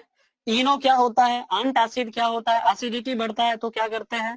Now we are moving on, अब हम लोग बात करेंगे स्टमक के आगे, अब हम लोग बात करेंगे छोटी आंत या स्मॉल इंटेस्टाइन की हम लोग चर्चा करेंगे कि स्मॉल इंटेस्टाइन जो होता है उसमें क्या होता है, लार्ज इंटेस्टाइन में क्या होता है, उसकी हम लोग चर्चा करेंगे। म्यूकस भी गैस्ट्रिक जूस में होता है जो कि वॉल ऑफ स्टमक को प्रोटेक्ट करता है। देखिए ये म्यूकस लेयर जो होता है ना, पीयूष कुमार जी समझिएगा, अभी हमने जो ये म्यूकस लेयर बनाया, इस प्रकार से म्यूकस लेयर होता है, और यहाँ पर क्या है ना, ये यहाँ पर गैस्ट्रिक जूस इसके अंदर है। अब क्या है कि ये गैस्ट्रिक जूस क्या होगा, अगर ये म्यूकस लेयर क्या करता है, इस स्टमक वॉल तक, इस गैस्ट्रिक जूस के अंदर जो HCl है उसे इस स्टमक वॉल तक जाने से क्या कर रहा है, रोक रहा है। मान के चलिए म्यूकस लेयर क्या हो गया, नष्ट हो गया, म्यूकस लेयर को अगर HCl ने डैमेज कर दिया, और ये HCl कहां तक पहुंच गया, स्टमक वॉल तक, और अगर स्टमक वॉल भी डैमेज हो जाता है हमारा, स्टमक वॉल के डैमेज होने से याद रखिएगा एक बीमारी होता है जिसे हम लोग बोलते हैं अल्सर। अल्सर नामक बीमारी में क्या होता है, जो HCl है पहले ही वो म्यूकस लेयर को, इस म्यूकस लेयर को डिस्ट्रॉय करता है, पहले इस म्यूकस झिल्ली को क्षतिग्रस्त करता है, और उसके बाद वो कहां पर किसको क्षतिग्रस्त करना शुरू करता है, इस स्टमक वॉल को। और जब स्टमक वॉल क्षतिग्रस्त हो जाए, जब स्टमक वॉल डिस्ट्रॉय हो जाए, तो उसे हम लोग क्या बोल देते हैं, that disease is called ulcer. Clear है पॉइंट, समझ में आ गया, बहुत बढ़िया। पीयूष कुमार जी क्लियर है, तब हम लोग मूव करेंगे इसके आगे, स्मॉल इंटेस्टाइन की बात करेंगे।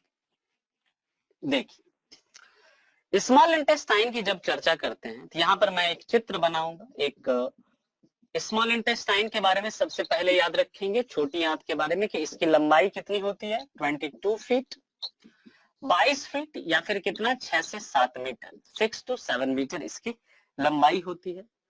दूसरी, अल्सर की प्रिवेंशन के लिए आनंद मधुकर जी उसके लिए डॉक्टर दवाई वगैरह लिखते हैं, ठीक है ना, मेडिसिन वगैरह होता है उसका मेडिसिन देते हैं, और ये मतलब मसालेदार खाना या फिर और ऐसा एसिडिक जो फूड होता है, फ्रूट्स वगैरह ज्यादा खाने की सलाह देते हैं तो वो ठीक हो जाता है, ठीक है। चलिए अब हम लोग बात करते हैं स्मॉल इंटेस्टाइन की, तो याद रखिएगा सबसे ज्यादा समय के लिए जो डाइजेशन होता है वो भी छोटी आंत में होता है, और कंप्लीट डाइजेशन ऑफ फूड वो भी कहां पर, छोटी आंत में ही होता है। ठीक है ना, इतना तो आप लोगों को याद रखना है। अब हम एक चित्र बनाएंगे और उस चित्र के द्वारा आप लोगों को चीजों को समझाएंगे। देखिए यहाँ पर हमारा स्टमक था, स्टमक से हमारा फूड आगे निकला, आगे कहाँ निकला, ये आया स्मॉल इंटेस्टाइन में, और स्मॉल इंटेस्टाइन में वो सबसे पहले पार्ट में आया, फिर दूसरे पार्ट में गया, फिर वहां से कहा जाएगा, तीसरे पार्ट में जाएगा। समझिएगा, ये जो स्मॉल इंटेस्टाइन है एक्चुअली इसका स्ट्रक्चर कुछ इस तरह से होता है, कुछ ऐसे होता है ये स्मॉल इंटेस्टाइन, इस प्रकार से इसका स्ट्रक्चर होता है, लेकिन मैं इतना कॉम्प्लेक्स स्ट्रक्चर नहीं बनाऊंगा, मैं यहाँ पर सिंपल स्ट्रक्चर बना रहा हूँ ताकि आप लोगों को समझ में आ जाए। ठीक है, तो यहाँ पर देखिए स्मॉल इंटेस्टाइन, यहाँ से स्टमक से हमारा फूड आगे बढ़ता है, और ये जो स्मॉल इंटेस्टाइन है इसका सबसे पहला हिस्सा है जिसे हम लोगों ने क्या नाम दिया था, डुडेनम। समझिएगा, क्या नाम दिया था हमने, डुडेनम नाम दिया था। और यहां से याद रखिएगा एक पाइप होता है जो कि इधर ऊपर चलकर यहाँ पर ये क्या होता है, एक ऑर्गन होता है, एसेसरी ऑर्गन, जिससे हम लोग जानते हैं किस नाम से, पैनक्रियाज के नाम से। फिर इसी के आगे थोड़ा सा बढ़ते हैं तो यहाँ पर क्या होता है, यहाँ पर इस बीच में एक होता है दोस्तों जिसे हम लोग क्या बोलते हैं, गॉल ब्लेडर कहते हैं। क्या बोलते हैं, जैसे गॉल ब्लेडर, या जिसे हम लोग पित्ताशय कहते हैं। और सबसे लास्ट में इधर क्या होता है, लीवर होता है, जिसे हम लोग क्या बोलते हैं, यकृत कहते हैं। ठीक है, ये सभी एक्सेसरी ऑर्गन्स हैं। डुडेनम यहाँ पर खत्म होता है, इस डुडेनम के खत्म होने के बाद क्या होता है दोस्तों, यहाँ पर ये जुजेनम होता है, और जुजेनम जैसे फिनिश होता है ना, तो ये वाला जो पार्ट है ना, इस पार्ट को हम लोग क्या बोलते हैं, इलियम कहते हैं। एक एक करके अभी हम लोग इन सभी के फंक्शन को देखेंगे कि इलियम का क्या फंक्शन होता है, डुडेनम का क्या होता है, जुजेनम का क्या होता है, लीवर, गॉल ब्लैडर, पैनक्रियाज, इन सभी का क्या होता है, इन सभी को समझेंगे। तो सबसे पहले याद रखिएगा यहाँ पर एक पॉइंट, जैसे ही हमारा फूड यहाँ पर डुडेनम में आता है, तो ये डुडेनम क्या करता है, डुडेनम में याद रखिएगा यहाँ से पैनक्रियाज जो है ये एक प्रकार का जूस सिक्रेट करता है, जिसे हम लोग बोलते हैं पैनक्रियाटिक जूस। क्या बोलते हैं, जिससे हम लोग पैनक्रियाटिक जूस, या जिसे अग्नाशयी रस कहते हैं। और ये जो अग्नाशयी रस है, इसी अग्नाशयी रस के अंदर याद रखिएगा कई तरह का एंजाइम होता है, जैसे उस एंजाइम की हम लोग चर्चा करेंगे। इसका पीएच मान याद रखिएगा 7.5 से 8.3 के बीच रहता है। और ये पैनक्रियाटिक जूस कार्बोहाइड्रेट का भी पाचन करता है, ये फैट का भी डाइजेशन करता है। कार्बोहाइड्रेट के पाचन के लिए इसमें अमाइलेज नामक एक एंजाइम होता है, फैट के डाइजेशन के लिए इसमें लाइपेज नामक एंजाइम होता है, और इसी पैनक्रियाटिक जूस में याद रखिएगा प्रोटीन के डाइजेशन के लिए ट्रिप्सिन और क्राइमोट्रिप्सिन नामक एंजाइम होता है। इन सभी के नाम की चर्चा भी आगे करेंगे। क्योंकि ये हमारे शरीर के अंदर कार्बोहाइड्रेट, फैट और प्रोटीन तीनों का डाइजेशन करता है, इसलिए इस पैनक्रियाटिक जूस को कंप्लीट डाइजेस्टिव जूस भी कहते हैं। It is also called complete digestive juice. Clear है, समझ में आ रहा है? तो याद रखिएगा इसके बाद लीवर की अगर हम लोग बात करें तो ये लीवर क्या करता है, ये सिक्रेट करता है क्या, ये सिक्रेट करता है बाइल जूस को, या सिक्रेट करता है पित्त रस को। जो पित्त रस है, पित्त रस का सिक्रेशन कौन करता है, पित्त रस का स्राव कौन करता है, लीवर। और इसका पित्त रस का जो पीएच मान होता है वो कैसा होता है दोस्तों, वो 7.7 होता है। और ये क्या करता है, फैट का डाइजेशन। यानी अगर आपसे पूछा जाए हमारे शरीर के अंदर वसा का पाचन मुख्य रूप से किसके द्वारा होता है, याद रखिएगा वो होता है बाइल जूस के द्वारा। और वो सिक्रेट कहां से होता है, लीवर के द्वारा होता है। लेकिन ये गॉल ब्लैडर भैया फिर क्या करता है, ये करता है स्टोर, किसे, तो बाइल जूस को। ये बाइल जूस को क्या करता है, स्टोर करता है। लेकिन याद रखिएगा इसमें स्टोन होता है। सुना होगा आपने कि गॉल ब्लैडर में या पित्ताशय में पथरी हो जाती है, स्टोन हो जाता है। ये स्टोन किसके कारण होता है, तो याद रखिएगा इसमें जो स्टोन होता है वो कैल्शियम ऑक्सैलेट के कारण होता है। याद रखिएगा गॉल ब्लैडर के अंदर जो स्टोन होता है वो कैसे, कैल्शियम ऑक्सैलेट के कारण। तो मन में आपके सवाल उठना चाहिए कि सर ये कैल्शियम ऑक्सैलेट बनता कैसे है, पथरी बनती कैसी है।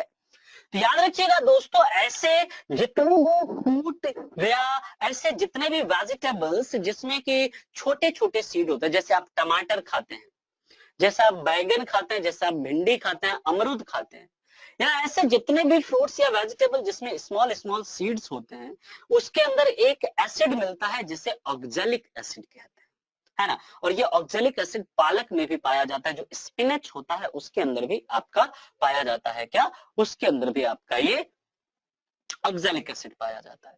और ये ऑक्जेलिक एसिड जब कैल्शियम के साथ मिलता है तो ये बनाता है कैल्शियम ऑक्जेलेट, और यही कैल्शियम ऑक्जेलेट आपको क्या करता है, आपके गॉल ब्लेडर में, आपके किडनी में स्टोन बनाता है। और इसे दूर करने के लिए, इसे रिमूव करने के लिए कौन सा तत्व हेल्प करता है? इसमें मैग्नीशियम नामक तत्व जो है इस कैल्शियम ऑक्जेलेट को रिमूव करने में हेल्प करता है। ऑक्जेलिक एसिड, ये एसिड जो है इसका यूज कहां पर करते हैं? इसका यूज फोटोग्राफी में करते हैं।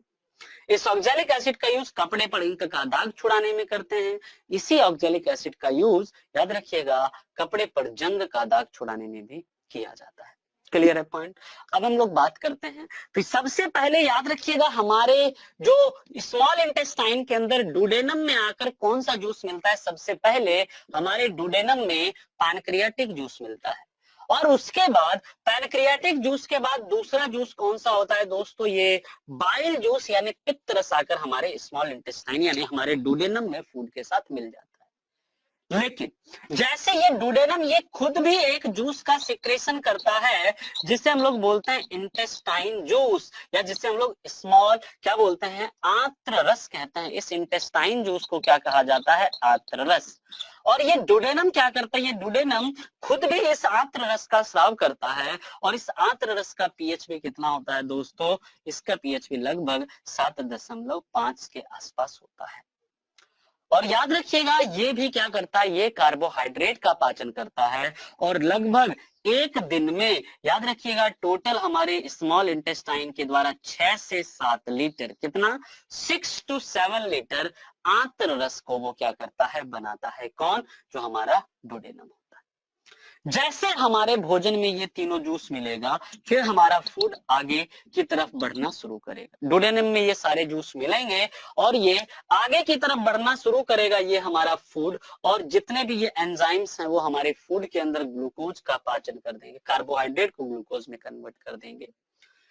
इसके बाद फिर जो फैट है उसे फैटी एसिड में तोड़ देंगे। इसके बाद जो प्रोटीन है उसे कंप्लीटली अमीनो एसिड में ब्रेक कर देंगे। यहाँ पर लगभग जो स्मॉल इंटेस्टाइन के अंदर जो हमारा फूड होता है वो लगभग कितना रहता है? 3 से 4 घंटे तक रहता है। अगर बात की जाए हमारे फूड के डाइजेशन में कुल कितना समय लगता है, याद रखिएगा हमारे फूड के डाइजेशन में कुल समय जो लगता है वो लगभग 8 घंटे का लगता है कंप्लीट डाइजेशन होने में, जिसमें कि 3 से 4 घंटे हमारा फूड सिर्फ और सिर्फ कहाँ? छोटी आंत में रहता है। 2 से 3 घंटे वो कहाँ पर रहता है? आमाशय में रहता है। क्लियर है ना पॉइंट? समझ में आ गया? अब जैसे देखिए हमारे फूड का यहाँ पर डाइजेशन हुआ, यहाँ पर ये जो इलियम है ना, इस इलियम की जो तीसरा हिस्सा है, याद रखिएगा ये जो इलियम है, यहाँ पर कुछ ऐसे फिंगर टाइप स्ट्रक्चर होते हैं। याद रखिएगा ऐसे, ये क्या है हमारा? ये जो हिस्सा है ये हमारा इलियम है। इसे नाम क्या दिया हम लोगों ने? सबसे जो लास्ट हिस्सा है उसका नाम क्या है? इलियम। और इस इलियम में याद रखिएगा ये फिंगर टाइप स्ट्रक्चर जो है, उंगली नुमा संरचना है, इस उंगली नुमा संरचना को क्या बोलते हैं? विलाई कहते हैं। क्या बोलते हैं? विलाई, या क्या बोला जाता है इसे? रसांकुर। रसांकुर क्या करता है दोस्तों? ये एब्जॉर्प्शन ऑफ न्यूट्रिएंट्स, ये क्या करता है? पोषक तत्वों का अवशोषण करता है। कौन? जो हमारा विलाई है वो पोषक तत्वों का अवशोषण करेगा, यानी उसे एब्जॉर्ब करेगा। और एब्जॉर्ब करने के बाद क्या करता है इसे? याद रखिएगा ये न्यूट्रिएंट्स यानी ये जो पोषक तत्व हैं, ये न्यूट्रिएंट्स ब्लड के द्वारा कहाँ पहुंचा दिए जाते हैं? ये न्यूट्रिएंट्स ब्लड के द्वारा बॉडी के डिफरेंट डिफरेंट पार्ट तक पहुंचा दिए जाते हैं। इस पॉइंट को आप लोग लिख लेंगे कि विलाई जो है ये क्या करता है? न्यूट्रिएंट करता है, यानी न्यूट्रिएंट्स को एब्जॉर्ब करके जो भी ग्लूकोज है, जो भी फैटी एसिड है, जो भी अमीनो एसिड है, उसे एब्जॉर्ब करेगा। और एब्जॉर्ब करके उसे क्या करता है? ये विलाई ब्लड में मिला देता है। और वो फिर ब्लड के द्वारा हमारे बॉडी के डिफरेंट डिफरेंट ऑर्गन्स तक, डिफरेंट डिफरेंट पार्ट तक क्या करते हैं? पहुंचा दिए जाते हैं। क्लियर है पॉइंट? समझ में आ गया यहाँ तक? बहुत बढ़िया। जुजेनम का काम समझ में नहीं आया कृष्ण मुरारी जी। जो जुजेनम है, याद रखिएगा यहाँ पर बस फूड क्या होता है? ट्रेवल होता है। फूड का यहाँ पर डाइजेशन होता है। डुडेनम में सारा क्या हुआ? रस मिल गया और इसके बाद हमारा फूड जो है ना डोडेनम में, और डोडेनम में ऐसे ऐसे घूमता रहता है, डोडेनम में घूमता रहेगा लगभग 2 से 3 घंटे वो डोडेनम में चक्कर लगाता है ना। जो छोटी आंत है इसका सबसे बड़ा हिस्सा जोजेनम ही होता है। जोजेनम में ही फूड का क्या हो रहा है, सभी का डाइजेशन हो रहा है। ठीक है, समझ में आ गया? क्लियर है पॉइंट यहां तक? कोई डाउट है तो बताएं। चलिए, तो अब हम लोग बात करेंगे इसके बाद बड़ी आंत की, और बड़ी आंत जब हो जाएगा फिर हम लोग मूव करेंगे किसमें, एक्सक्रेटरी सिस्टम में, उत्सर्जन में की तरफ चलेंगे। यहां तक कोई डाउट है तो बताइए। थोड़ा सा पानी इधर भी दे देंगे।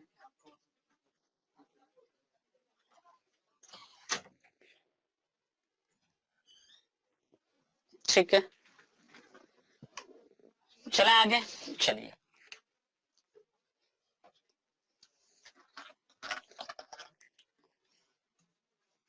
पैनक्रियाज के एंजाइम लिखा देते हैं, अभी लिखाएंगे साई जी, आप चिंता मत कीजिए।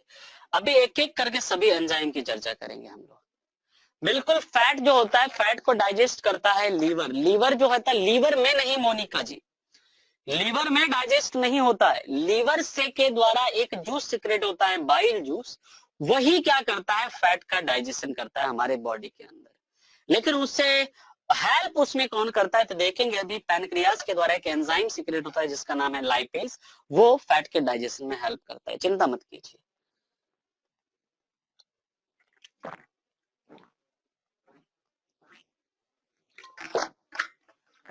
ठीक है, अब हम लोग बात करते हैं इसके आगे लार्ज इंटेस्टाइन की। लार्ज इंटेस्टाइन के बाद हम लोग डाइजेस्टिव एंजाइम देखेंगे, फिर हम लोग चलेंगे एक्सक्रेटरी सिस्टम, उसमें हम लोग बात करेंगे किडनी की। ठीक है ना, यहां तक कोई डाउट है ना आप लोगों को, तो आप लोग पूछ सकते हैं। कल की जो क्लास होगी, अगली क्लास में हम लोग रेस्पिरेटरी सिस्टम और सर्कुलेटरी सिस्टम, यानी कि हार्ट और ब्लड और श्वसन तंत्र, इसको हम लोग देखने वाले हैं। श्वसन मैन जो है, हार्ट और ब्लड को हम लोग देखेंगे अगली क्लास के अंदर। ठीक है, चलिए, तो हम लोग बात करते हैं लार्ज इंटेस्टाइन की, बड़ी आंत की। जो बड़ी आंत है ना, बड़ी आंत के अंदर 3 पार्ट होता है, याद रखिएगा। एक होता है जिसे हम लोग बोलते हैं सीकम, है ना, पहला हिस्सा। दूसरा हिस्सा होता है जिसे हम लोग क्या बोलते हैं, कोलोन। और तीसरा हिस्सा होता है जिसे हम लोग क्या बोलते हैं, रेक्टम, है ना। जो सीकम होता है, इस सीकम की अगर बात करते हैं तो याद रखिएगा दोस्तों, ये जो सीकम है ना, ये क्या करता है, ये कनेक्ट करता है किसे, connect small intestine and large intestine. ये लार्ज इंटेस्टाइन और छोटी आंत और बड़ी आंत को जोड़ता है। ये अनडाइजेस्टेड फूड को क्या करता है, कोलोन तक पहुंचा देता है, इसका यही काम है। अब कोलोन की बात करते हैं, तो ये जो कोलोन है, इस कोलोन का काम क्या है दोस्तों, इसका काम है एब्जॉर्प्शन ऑफ न्यूट्रिएंट्स। ये क्या करता है, ये न्यूट्रिएंट्स का अवशोषण, sorry not nutrients, absorption of water. ये क्या करता है, जो अनडाइजेस्टेड फूड है, अनडाइजेस्टेड फूड के अंदर जो पानी बचा हुआ होता है, अनडाइजेस्टेड फूड के अंदर जो वाटर होता है, उस वाटर को क्या करता है, ये कोलोन एब्जॉर्ब कर लेता है। और एब्जॉर्ब करने के बाद यहां पर याद रखेंगे एक बैक्टीरिया होता है, E coli bacteria, E coli जीवाणु। ये ई कोलाई जीवाणु इस बड़ी आंत के साथ, यानी इस लार्ज इंटेस्टाइन के साथ सिम्बायोटिक रिलेशन में रहता है।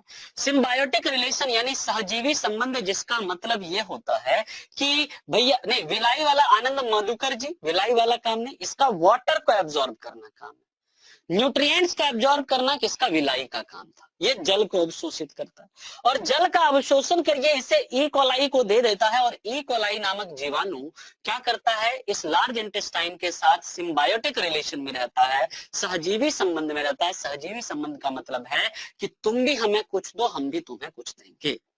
ठीक है ना, यानी कि ये क्या करेगा, कोलोन इसे वाटर देगा, यानी इसे फूड प्रोवाइड करेगा। जबकि ये जो ई कोलाई है, इस कोलोन को या इस लार्ज इंटेस्टाइन को क्या करता है, इसे प्रोटेक्शन प्रोवाइड करता है डिजीज वगैरह से।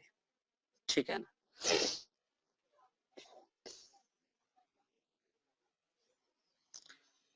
ज्योति हिंदा जी, एक्चुअल में जो ऐसे ऐसे ऐसे ऐसे घुमावदार रहता है ये, ठीक है ना, घुमावदार ऐसे ऐसे रहता है, ठीक है, इसलिए 25 फीट रहता है वो, ठीक है। चलिए हम लोग बात करते हैं रेक्टम की। तो रेक्टम में क्या होता है, इसका काम होता है इजेक्श, यहाँ पर इजेक्शन ऑफ अनडाइजेस्टेड फूड और वेस्टेज, यानी ये हमारे शरीर के अंदर जो बेकार पदार्थ है, उस बेकार पदार्थ को क्या करता है, इजेक्ट करता है, या उसे बाहर निकालने का काम कौन करता है, रेक्टम जो है वो हमारे शरीर के अंदर जो अनपचा खाना या जो अनडाइजेस्टेड फूड या जो वेस्टेज है उसे क्या करता है, बाहर निकालने का काम करता है, कौन, रेक्टम या मलाशय। तो ये लार्ज इंटेस्टाइन था। लार्ज इंटेस्टाइन के दोस्तों यही काम होता है। यहाँ पर सबसे ज्यादा जो प्रश्न पूछा जाता है वो पूछा जाता है कोलोन से, कि लार्ज इंटेस्टाइन का सबसे महत्वपूर्ण हिस्सा कौन सा है, जल का अवशोषण लार्ज इंटेस्टाइन के किस हिस्से में होता है, ई कोलाई बैक्टीरिया कहाँ पर पाया जाता है, हमारे शरीर के किस हिस्से में मिलता है, ऐसे ऐसे सवाल ही आपके पूछे जाते हैं यहाँ से। क्लियर है ना। Now we are moving on digestive enzyme.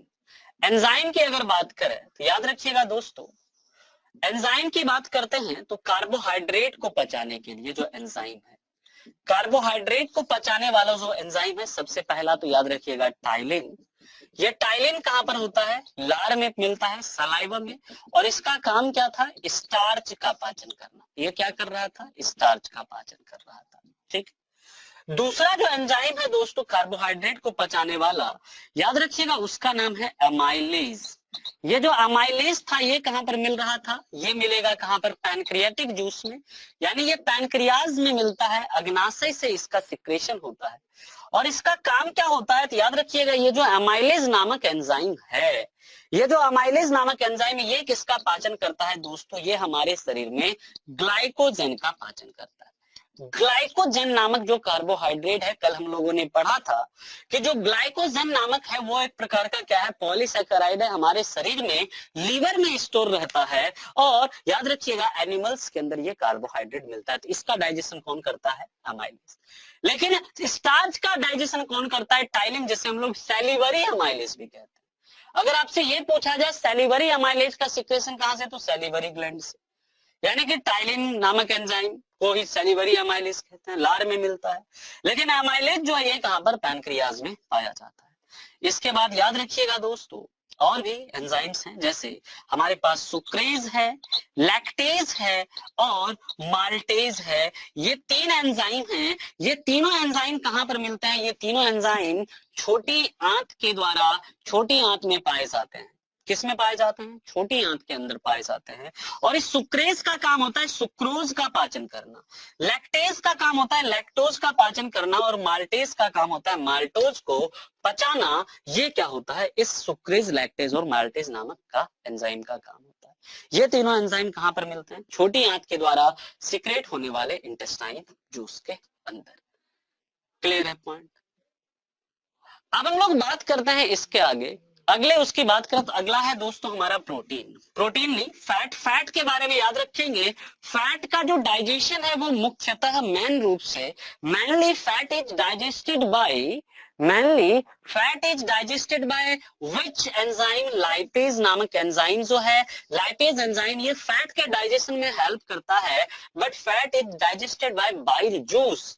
Fat का जो पाचन है वो मुख्यतः किसके द्वारा होता है, बाइल जूस यानी पित्तरस के द्वारा। और पित्तरस कहां से सिक्रेट होता है, ये हमारे लीवर के द्वारा सिक्रेट होता है, ठीक। जब लाइपेज की बात करते हैं तो ये लाइपेज नामक एंजाइम कहां से भैया मिलेगा, ये पैनक्रियाज से मिलेगा, पैनक्रियाटिक जूस में पाया जाता है। और इसका काम होता है help in digestion of fat. ये पाचन में क्या करता है, फैट के पाचन में मदद करता है, इसका यही काम है। इसके बाद हम लोग बात करेंगे प्रोटीन की। जो प्रोटीन है, बिल्कुल आनंद मधुकर जी, बिल्कुल याद ही करना पड़ेगा इन सभी चीजों को। इसके बाद की बात करते हैं तो अगला है हमारा प्रोटीन। जब प्रोटीन की बात करते हैं तो प्रोटीन किससे मिलकर बना होता है, अमीनो एसिड से, ये आपको पता है। और प्रोटीन जो है किससे, कैसे अमीनो एसिड में टूटता है, पहले प्रोटीन टूटेगा किसमें, पेप्टाइड में टूटेगा। फिर पेप्टाइड किस में टूटेगा भैया, पेप्टाइड किस में टूटेगा, ये टूटेगा पेप्टोन में। और पेप्टोन फिर किस में टूटेगा, फिर ये पेप्टोन टूटेगा किसमें, ये पेप्टोन फिर टूटेगा अमीनो एसिड में, है ना। ये पेप्टोन फिर किस में टूटेगा, अमीनो एसिड। अब सवाल ये उठ रहा है कि प्रोटीन को पेप्टाइड में कौन तोड़ता है, तो अभी अभी हम लोगों ने पढ़ा था पेप्सिन और रेनिन, जो कहां पर मिल रहा था, गैस्ट्रिक जूस में सॉरी गैस्ट्रिक जूस में मिल रहा था, और वो प्रोटीन को किस में तोड़ रहा है, पेप्टाइड में तोड़ रहा है। पेप्टाइड को पेप्टोन में कौन तोड़ता है, तो याद रखिएगा इसके लिए एंजाइम है ट्रिप्सिन एंड कौन सा है, क्राइमोट्रिप्सिन। ये ट्रिप्सिन और क्राइमोट्रिप्सिन कहां पर मिलता है, ये ट्रिप्सिन और क्राइमोट्रिप्सिन भैया मिलता है किसमें, याद रखिएगा ये पाया जाता है पैनक्रियाज में। यानी ये कहां पर मिलता है, अग्नाशय पैनक्रियाज या पैनक्रियाटिक जूस के अंदर ही पाया जाता है। अब इस पेप्टोन को एमिनो एसिड में कौन तोड़ता है, तो याद रखिएगा इसके लिए एक एंजाइम होता है एरिप्सिन, और ये एरिप्सिन नामक एंजाइम कहां पर मिलता है, छोटी आंत में। छोटी आंत के द्वारा जो रस एक सिक्रेट हो रहा था, आंत्र रस, उस आंत्र रस में ये एरिप्सिन नामक एंजाइम मिलता है, जो कि पेप्टोन को किसमें तोड़ता है, अमीनो एसिड में तोड़ता है। क्लियर है पॉइंट। ये हमारा क्या था, डाइजेस्टिव एंजाइम था। इतने सारे डाइजेस्टिव एंजाइम को आपको याद रखना पड़ेगा, ठीक है, बहुत बढ़िया।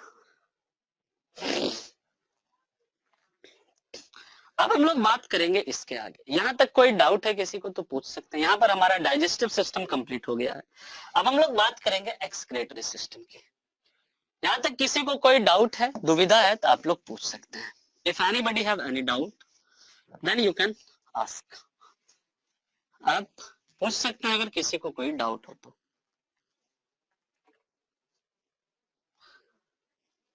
चलिए, नहीं है डाउट तो बात करते हैं अब हम लोग एक्सक्रेटरी सिस्टम।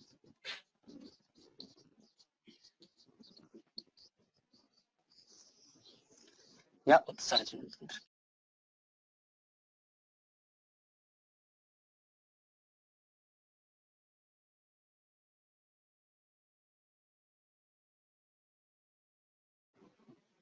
ठीक है,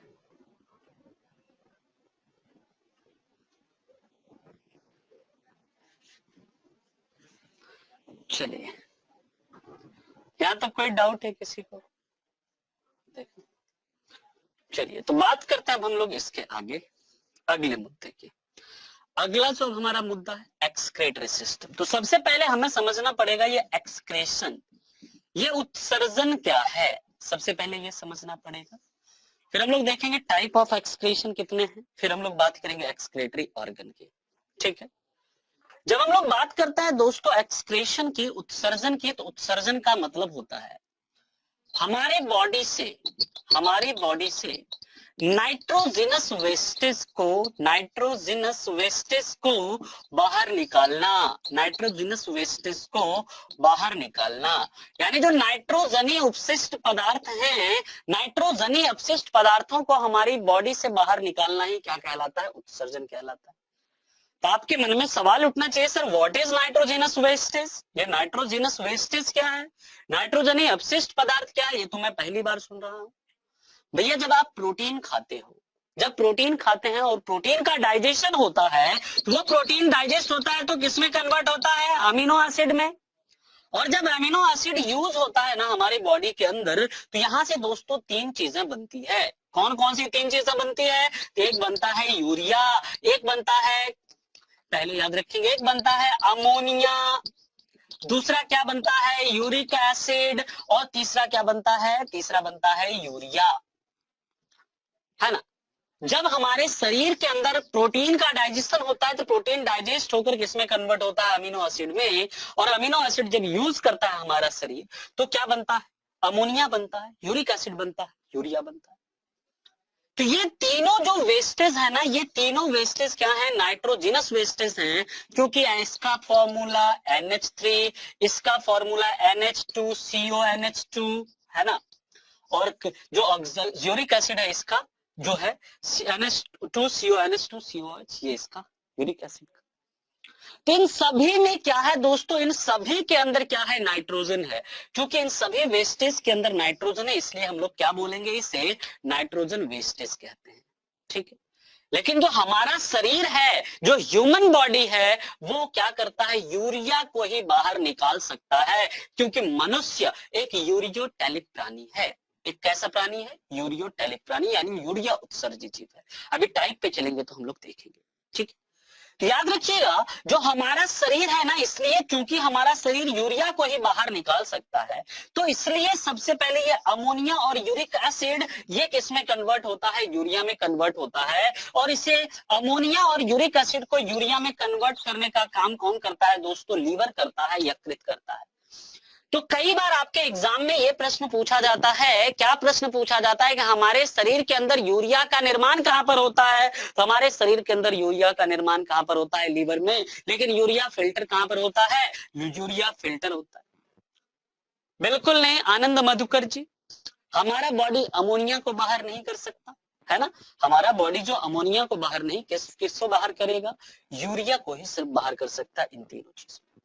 यहां पर जो कई बार पूछा जाता है, हमारे शरीर के अंदर सबसे पॉइजनस पदार्थ, सबसे विषैला पदार्थ कौन सा होता है, तो हमारे शरीर के अंदर जो सबसे विषैला पदार्थ होता है दोस्तों, सबसे जो पॉइजनस एलिमेंट होता है हमारे शरीर में, वो क्या होता है, अमोनिया। कई बार पूछा जाता है अमोनिया को यूरिया में या यूरिक एसिड को यूरिया में कन्वर्ट कौन करता है, तो कौन करता है दोस्तों, लीवर करता है। आप याद रखेंगे, हमारे ब्लड में यूरिया की जो उचित मात्रा होती है ना, हमारे ब्लड में यूरिया कितना होना चाहिए, 20 से 40 mg पर 100 ml, 40 mg पर 100 ml। यानी कि अगर 100 ml में 20 से 40 mg यूरिया है, तो ये हमारे यूरिया की क्या है, उचित मात्रा है हमारे ब्लड के अंदर। और अगर इससे ज्यादा हो गया, मन में सवाल उठना चाहिए, सर यूरिया अगर ज्यादा हो जाएगा तो कोई बीमारी भी होती है क्या, तो याद रखिएगा बिल्कुल, अगर ब्लड में यूरिया की अधिकता हुई, इससे एक बीमारी होती है जिसे हम लोग क्या बोलते हैं, यूरीमिया। क्या कहते हैं भैया, यूरीमिया कहते हैं। क्लियर है पॉइंट, यहां तक समझ में आ गया, ठीक है। तो ये चीजें समझ में आ गई।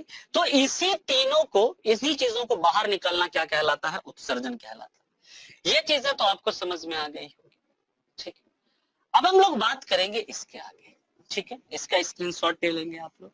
अब हम लोग बात करेंगे हमारे शरीर के अंदर कौन कौन से उत्सर्जन अंग हैं और उसके द्वारा क्या क्या उत्सर्जित होता है, क्या क्या उसके द्वारा बाहर निकलता है, इसकी भी हम लोग चर्चा करेंगे।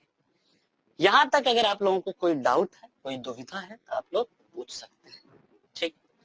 अब हम लोग बात करते हैं एक्सक्रेटरी ऑर्गन कौन कौन सा है, एक्सक्रेटरी ऑर्गन, और उसके द्वारा एक्सक्रेटेड वेस्ट कौन कौन से है, यानी उसके द्वारा उत्सर्जित पदार्थ कौन कौन से, इसकी चर्चा हम लोग करते हैं, ठीक है। इसमें देखिए, ठीक। अब हम लोग बात करते हैं एक्सक्रेटरी, अगर ऑर्गन की बात करें तो याद रखिएगा सबसे पहला है दोस्तों स्किन। स्किन के द्वारा क्या क्या निकलता है, तो निकलता है क्या, सॉल्ट, वाटर, और क्या निकलता है भैया, मिनरल्स। ये तीन जो है, सॉल्ट, वाटर और मिनरल्स, उसे कौन निकालता है, स्किन। लेकिन स्किन को क्या जरूरत है भैया, पसीना निकालने की। यूरिया कहां पर क्रिएट होता है, ठीक है। यूरिया जो होता है हमारे शरीर के अंदर लीवर में क्रिएट होता है, अभी तो हमने बताया, ठीक है। क्लियर है पॉइंट। चलिए अब हम लोग बात करते हैं स्किन की, तो स्किन लार्जेस्ट ऑर्गन है, इसकी स्टडी को डर्मेटोलॉजी भी कहते हैं। दूसरी अगर मैं बात करूं तो याद रखिएगा स्किन के बाद जो दूसरा अंग है वो क्या है, लंग्स। लंग्स या जिसे हम लोग क्या बोलते हैं, फेफड़ा। ये फेफड़ा क्या करता है दोस्तों, ये गैसियस वेस्टेज को, यानी जो हमारे शरीर के अंदर गैसीय अपशिष्ट पदार्थ है, गैसीय अपशिष्ट पदार्थ like carbon dioxide, like carbon monoxide, या और भी कोई अन्य गैसीय पदार्थ हैं जो अपशिष्ट पदार्थ हैं, उसे बाहर निकालने का काम कौन करता है, लंग्स यानी फेफड़ा। फेफड़ा जिसकी स्टडी को क्या बोलते हैं, पल्मोनोलॉजी। और फेफड़े के अंदर जो बलून टाइप स्ट्रक्चर होता है उसे हम लोग क्या बोलते हैं, उसे हम लोग बोलते हैं क्या, उसे कहते हैं एल्वियोली, या उसे क्या कहते हैं, वायु कोष्ठक। बहुत बढ़िया साइज। बिल्कुल, जो हमारे स्किन के द्वारा जो पसीना निकाला जाता है, स्वेटरिंग जो होती है, वो क्यों, क्योंकि बॉडी के टेम्परेचर को क्या करना होता है, रेगुलेट करना। हमारे बॉडी का टेम्परेचर 37 डिग्री सेल्सियस या 98.6 डिग्री फ़ारेनहाइट होता है। और बॉडी के टेम्परेचर को मेंटेन करना, हमारे बॉडी के टेम्परेचर को रेगुलेट करना, ये किसका काम होता है? This is work of hypothalamus. Clear है ना पॉइंट? ये किसका काम होता है? ये हाइपोथैलेमस का काम होता है। ये भी आपको याद होना चाहिए। अब हम लोग बात करते हैं तीसरे उसकी। तो तीसरा है दोस्तों कौन सा? लार्ज इंटेस्टाइन या बड़ी आंत। और बड़ी आंत के द्वारा कैसे अपशिष्ट पदार्थों का सिक्रेशन होता है? याद रखिएगा, इसके द्वारा जो ठोस अपशिष्ट पदार्थ होते हैं हमारे बॉडी के अंदर, जो सॉलिड वेस्टेज होता है, ठोस अपशिष्ट पदार्थ, ठोस अपशिष्ट पदार्थों के द्वारा किसके द्वारा निकाला जाता है? ठोस अपशिष्ट पदार्थों को बड़ी आंत के द्वारा। इसके आगे की मैं बात करूं, याद रखिएगा दोस्तों, इसके बाद आता है लीवर और किडनी। लीवर और किडनी ये दोनों क्या करते हैं? ये दोनों दोस्तों याद रखेंगे नाइट्रोजिनस, यानी जो नाइट्रोजनी अपशिष्ट पदार्थ होते हैं, नाइट्रोजिनस वेस्टेज, नाइट्रोजिनस वेस्टेज को यानी नाइट्रोजनी अपशिष्ट पदार्थों को निकालने का काम कौन करता है? लीवर और किडनी। कभी भी अगर आपसे ये पूछा जाए हमारे शरीर का सबसे मुख्य, सबसे प्रमुख उत्सर्जी पदार्थ कौन सा है, तो हमारे शरीर प्रमुख उत्सर्जी पदार्थ है दोस्तों, याद रखिएगा, उसका नाम है किडनी, या जिसे हम लोग क्या बोलते हैं? वृक्क कहते हैं। ठीक है, वृक्क या गुर्दा भी कहते हैं इसे। कई बार पूछा जाता है कि हमारे शरीर में यूरिया का फिल्टरेशन कहां पर होता है? किडनी में। लेकिन यूरिया का निर्माण कहां पर होता है दोस्तों? लीवर में होता है। इन सभी तथ्यों को आप याद रखेंगे। अब हम लोग बात करेंगे एक्सक्रेटरेशन के टाइप की। इसके कितने प्रकार होते हैं, टाइप की चर्चा करेंगे। फिर हम लोग बात करेंगे किसकी? किडनी की बात करेंगे। ठीक है, अब हम लोग बात करते हैं, याद रखिएगा, ये जो एक्सक्रेटरी सिस्टम के अगर टाइप की बात करें तो 3 प्रकार का एक्सक्रेशन होता है। एक्सक्रेशन 3 प्रकार के होता है। एक होता है जिसे हम लोग बोलते हैं, क्या बोलते हैं दोस्तों? एक को कहा जाता है क्या बोलता है? अमीनोटैलिज्म, या इसे कहा जाता है अमोनिया उत्सर्जन, है ना? अमीनोटैलिज्म या इसे अमोनिया उत्सर्जन कहते हैं। एक होता है जिसे यूरियोटैलिज्म कहते हैं, या जिसे यूरिया उत्सर्जन कहा जाता है। और एक होता है दोस्तों जिसे यूरिकोटैलिज्म कहते हैं, जिसे यूरिक अम्ल उत्सर्जन कहा जाता है। याद रखिएगा, हिंदी में इसे अमोनिया उत्सर्जन, इसे यूरिया उत्सर्जन, और इसे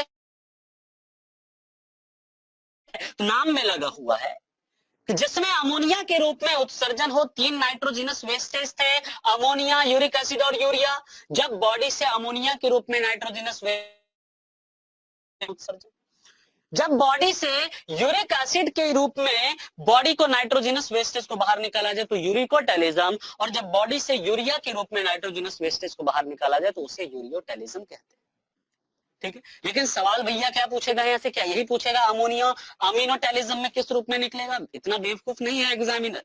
वो पूछेगा कि किस जीव में अमोनिया के रूप में उत्सर्जन होता है, किस जीव में यूरिया के रूप में उत्सर्जन होता है, और किस जीव में किसके रूप में? यूरिक एसिड के रूप में उत्सर्जन होता है। तो याद रखिएगा दोस्तों, जिस जीव में अमोनिया के रूप में उत्सर्जन होता है ना, उसे बोलते हैं अमीनोटैलिक कहते हैं। उसे क्या बोलते हैं? अमीनोटैलिक जीव कहते हैं। ठीक है, या अमोनिया उत्सर्जी जीव कहते हैं। जिसमें यूरिया के रूप में होता है उसे यूरियोटैलिक कहते हैं, और जिसमें यूरिक अम्ल के रूप में होता है उसे यूरिकोटैलिक जीव कहते हैं। ठीक है, इनमें किस में होगा? अमोनिया में। इनमें किस में होगा? यूरिया में। इनमें किस में होगा? यूरिक एसिड में। एग्जाम्पल इसका क्या है? इसका एग्जाम्पल याद रखिएगा दोस्तों, जितने भी एम्फीबियन हैं, जितने भी एम्फीबियन, यानी एम्फीबियन का मतलब जितने भी उभयचर हैं, जितने भी उभयचर हैं जो पानी और जमीन दोनों पर रह सकते हैं, उसे क्या कहते हैं? एम्फीबियन। और एम्फीबियन की स्टडी को क्या कहते हैं? हर्पेटोलॉजी, है ना? तो सभी एम्फीबियन किस रूप में? अमोनिया के रूप में उत्सर्जन करते हैं। दूसरा याद रखिएगा फिश, यानी मछली जो है, मछली में भी कैसा उत्सर्जन होता है? अमोनिया के रूप में उत्सर्जन होता है। ये भी आपको याद रखना। दूसरी अगर बात करें यूरियोटैलिक की, इसका जो एग्जाम्पल है ह्यूमन, यानी मनुष्य, मैमल, जितने भी स्तनपायी हैं, जितने भी स्तनधारी हैं, वो भी क्या है? वो भी यूरियोटैलिक हैं। और याद रखिएगा तीसरा दोस्तों, फ्रॉग, मेढक जो है, मेढक एम्फीबियन है, फिर भी वो किस रूप में करता है? यूरिया के रूप में उत्सर्जन करता है। इसलिए फ्रॉग जो है, मेढक जो है, वो हमारे लिए बहुत ही महत्वपूर्ण है, काफी इंपॉर्टेंट है। क्लियर है पॉइंट यहाँ तक? समझ में आ गया। जब हम लोग यूरिकोटैलिक की बात करते हैं तो इसका एग्जांपल है दोस्तों बर्ड्स। जो बर्ड्स होते हैं, बर्ड्स और इंसेक्ट्स, जो इंसेक्ट्स का मतलब कीट होते हैं, बर्ड्स और इंसेक्ट्स ये दोनों कैसे हैं? ये दोनों यूरियोटैलिक हैं। बर्ड से याद रखिएगा, बर्ड की स्टडी को दोस्तों हम लोग क्या बोलते हैं? ऑर्निथोलॉजी कहते हैं। जबकि जो इंसेक्ट्स है इसकी स्टडी को क्या बोलते हैं? एंटोमोलॉजी कहते हैं। क्लियर है? यहां तक समझ में आ गया सभी को? चलिए, ये थे टाइप ऑफ एक्सक्रीशन। बिल्कुल ले लीजिए आनंद जी, स्क्रीनशॉट ले लीजिए। कोई डाउट है यहां तक तो आप लोग बताएं, फिर हम लोग बात करेंगे इसके आगे किडनी की बात करते हैं। कल की क्लास में हम लोग बेसिकली हार्ट और ब्लड के बारे में पढ़ेंगे दोस्तों। हार्ट एंड ब्लड, जो हृदय है और रक्त है उसकी चर्चा करेंगे कल के लेक्चर। सुमैया बानू जी, हेमोफीलिया जो है ना, हेमोफीलिया एक बीमारी होती है जिसमें ब्लड क्लॉटिंग नहीं होता है। ठीक है, यहां तक कोई डाउट है किसी को? चलें आगे। चलिए, तो अब हम लोग बात करते हैं इसके आगे, किडनी की बात करेंगे। किडनी, जो किडनी है, ये किडनी कैसे काम करता है ना? कैसे यूरिन का निर्माण होता है, यूरिन से रिलेटेड कई सारे फैक्ट हैं, किडनी से रिलेटेड कई सारे फैक्ट हैं, उसकी हम लोग चर्चा करने वाले हैं।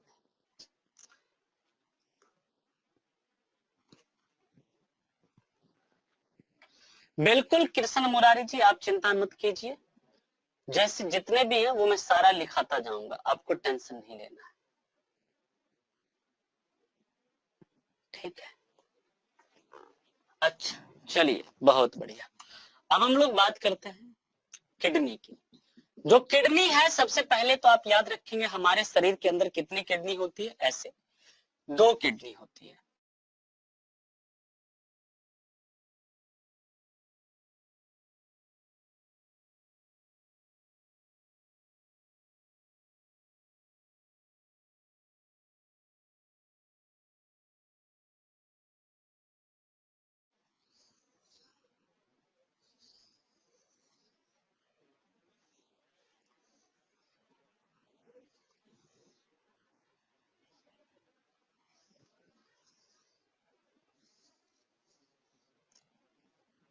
ये हमारा किडनी 1, ये हमारा किडनी 2, ये किडनी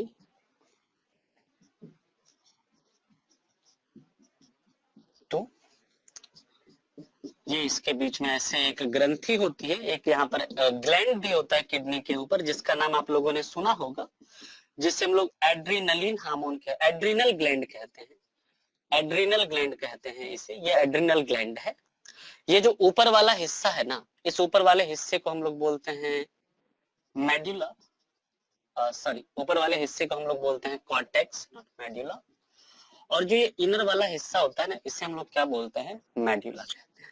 ठीक है, ये चीजें भी आपको याद रखनी है। ये जो किडनी है, अगर यहाँ पर बात करें हम लोग, ये जो किडनी है, ये जो रास्ता देख रहे हैं, इस रास्ते को हम लोग क्या बोलते हैं? इसे यूरेटर्स कहते हैं। यूरेटर्स यानी इसे मूत्रवाहिनी कहा जाता है हिंदी में। यूरेटर्स हिंदी में लिखना है तो आप लिख लीजिए मूत्रवाहिनी। इसी तरह ये भी क्या है? मूत्रवाहिनी, यूरेटर्स। ये वाला जो हिस्सा देख रहे हैं इसे यूरिनरी ब्लैडर कहते हैं। यूरिनरी ब्लैडर या इसे हिंदी में मूत्राशय कहा जाता है। यह जो हिस्सा है इस टाइप का दिखता है, इसे मूत्राशय कहते हैं। और ये जो है दोस्तों, ये वाला हिस्सा, इसे यूरेथ्रा कहते हैं। यूरेथ्रा या इसे मूत्र द्वार कहा जाता है। इसे क्या कहते हैं? यूरेथ्रा, ये इसे मूत्र द्वार कहते हैं। ये जो है जनरली बिल्कुल एक बड़ा होता है, थोड़ा सा एक छोटा होता है। ठीक है, अब हम लोग बात करते हैं ये जो किडनी, किडनी बना किससे होता है? तो किडनी एक प्रकार की कोशिकाओं से बना होता है, जिसे हम लोग क्या बोलते हैं? नेफ्रॉन सेल कहते हैं। और ये किडनी के ऊपर याद रखिएगा, दोनों किडनी के ऊपर ऐसे एक मेम्ब्रेन भी होता है, इस प्रकार की एक झिल्ली बनी होती है किडनी के ऊपर। इस प्रकार का एक मेम्ब्रेन होता है किडनी के ऊपर, जिसे क्या कहते हैं हम लोग? जिसे हम लोग कहते हैं, इस प्रकार का एक मेम्ब्रेन होता है जिसे पेरिटोनियम मेम्ब्रेन। इसका नाम क्या है? इसे कहते हैं पेरिटोनियम मेम्ब्रेन। किडनी के ऊपर एक झिल्ली होती है जिसे पेरिटोनियम झिल्ली या पेरिटोनियम मेम्ब्रेन कहते हैं। जो किडनी बना होता है वो एक कोशिका से बना होता है दोस्तों, जिसे हम लोग क्या बोलते हैं? नेफ्रॉन कोशिका। और इसलिए किडनी की स्टडी को क्या बोलते हैं? नेफ्रोलॉजी कहते हैं। ये जो मैं स्ट्रक्चर इधर बना रहा हूं, ये स्ट्रक्चर किसका है? ये स्ट्रक्चर है जो दोस्तों ये नेफ्रॉन, एक नेफ्रॉन सेल का स्ट्रक्चर है, यानी ये क्या है? वृक्काणु है। ये क्या है दोस्तों? ये वृक्काणु है। और इसी वृक्काणु के द्वारा, इसी के द्वारा क्या बनता है? इसी के द्वारा हमारा किडनी बना होता है। और एक किडनी में याद रखिएगा कितने नेफ्रॉन सेल होते हैं? एक किडनी में भैया 15 लाख नेफ्रॉन कोशिकाएं होती है। इसलिए किडनी की स्टडी को हम लोग क्या बोलते हैं? नेफ्रोलॉजी कहते हैं। क्या बोलते हैं किडनी की स्टडी को? नेफ्रोलॉजी कहते हैं। क्लियर है पॉइंट? अब ये जो नेफ्रॉन सेल है इसके अंदर ये जो कैप्सूल देख रहे हैं, ये कैप्सूल टाइप का स्ट्रक्चर है ना, ये कैप्सूल टाइप का स्ट्रक्चर, इस कैप्सूल को क्या कहते हैं? Bowman capsule. क्या बोलते हैं इसे? बॉमेन कैप्सूल, या इसे कहा जाता है बॉमेन संपुट। लेकिन और ये जो स्ट्रक्चर देख रहे हैं, ये जो स्ट्रक्चर इसके अंदर ये जो देख रहे हैं structure, this structure is called, इसे कहते हैं ग्लोमेरुलस। क्या बोलते हैं इसे? ग्लोमेरुलस। और इसी ग्लोमेरुलस का काम होता है फिल्टरेशन और प्यूरिफिकेशन। किसका? ब्लड का। किडनी का काम क्या है भैया? किडनी का काम ही ब्लड को फिल्टर करना। किडनी का काम क्या है? ब्लड को फिल्टर करना। लेकिन ब्लड को फिल्टर करने का काम किडनी में कौन करता है? किडनी जिससे बना होता है, किससे बना होता है? नेफ्रॉन सेल से। और नेफ्रॉन सेल किससे बना होता है? बॉमेन कैप्सूल में फिल्टर करने का काम करता है। लेकिन आपके मन में सवाल उठना चाहिए, सर करता है तो किडनी, याद रखिएगा पूरे दिन में उसका 80 लीटर ब्लड को क्या करता है? फिल्टर करता है पूरे 24 घंटे के अंदर। किडनी पूरे 24 घंटे में फिल्टर करता है 180 लीटर ब्लड फिल्टर करता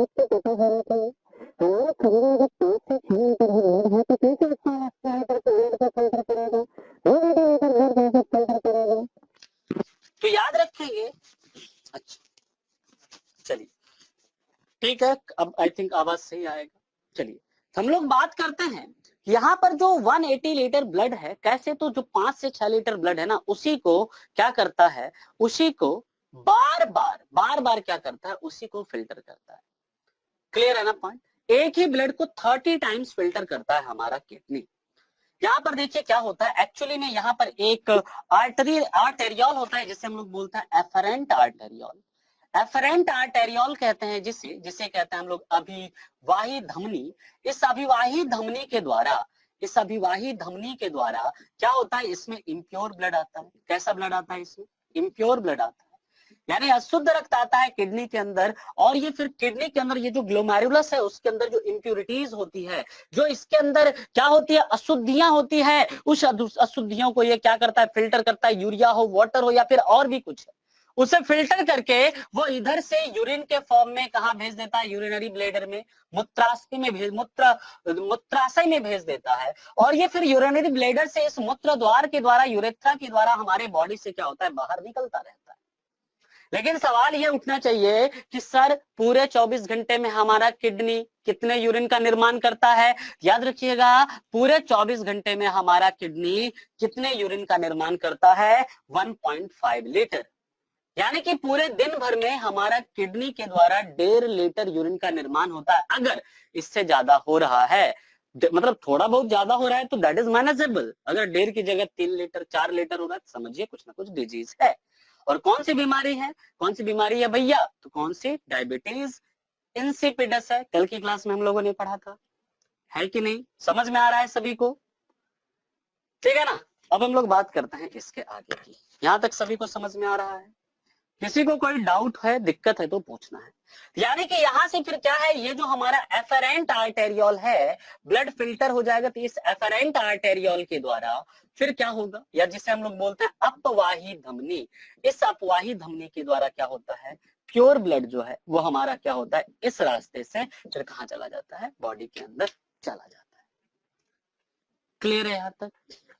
बिल्कुल आनंद मधुकर जी, पूरा अभी लास्ट क्लास में हम लोग एमसीक्यू ही करेंगे, लगभग 150 के आसपास आपको ऑब्जेक्टिव करवा देंगे आनंद मधुकर जी, चिंता मत कीजिए आप, ठीक है ना। लास्ट क्लास जो होगा बायोलॉजी का, अभी हम लोग थ्योरी पढ़ रहे हैं, थ्योरी के बाद एक दिन में पूरा हम लोग एमसीक्यू ही करेंगे, चिंता मत कीजिए, ठीक है। तो हमारे शरीर में कितने लीटर यूरिन का निर्माण होता है 24 घंटे में? 1.5 लीटर यूरिन का निर्माण होता है। तो इसका आप लोग स्क्रीनशॉट ले लेंगे। अब हम लोग बात करेंगे इसके आगे की। इसके आगे अब किडनी के बारे में कुछ इंपॉर्टेंट फैक्ट है, 10-15 पॉइंट है, आप उसे लिख लेंगे।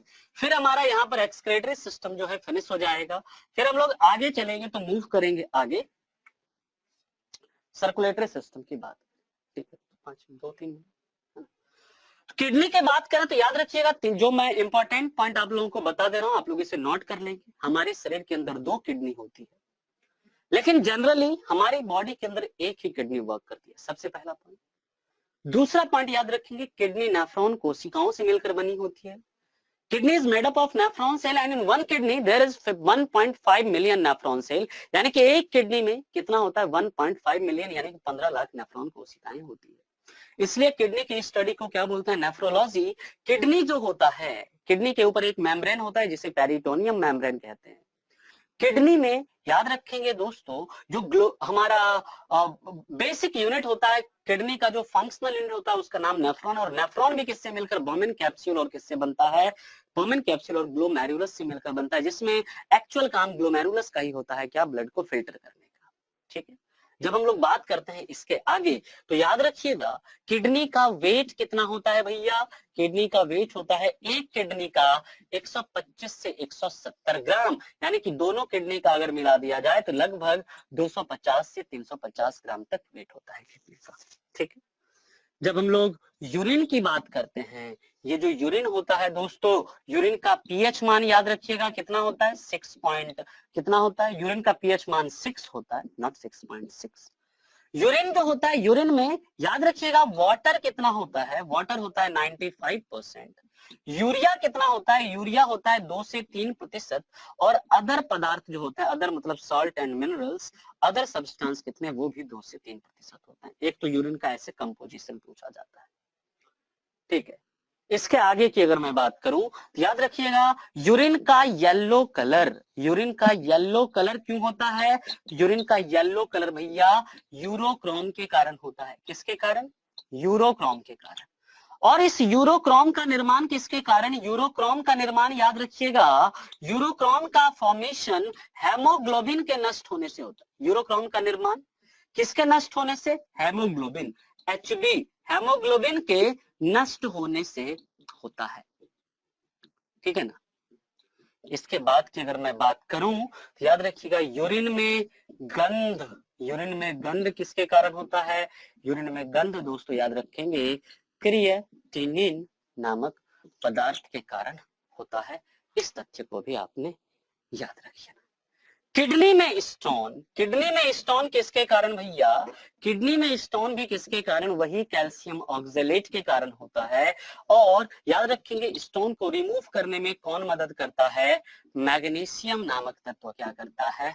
मदद करता है। इस तथ्य को भी आपने याद रखना है। क्लियर है पॉइंट? यहां तक सभी को समझ में आ गया? 1.5 मिलियन अविनाश सनी जी और 15 लाख दोनों एक ही चीज है।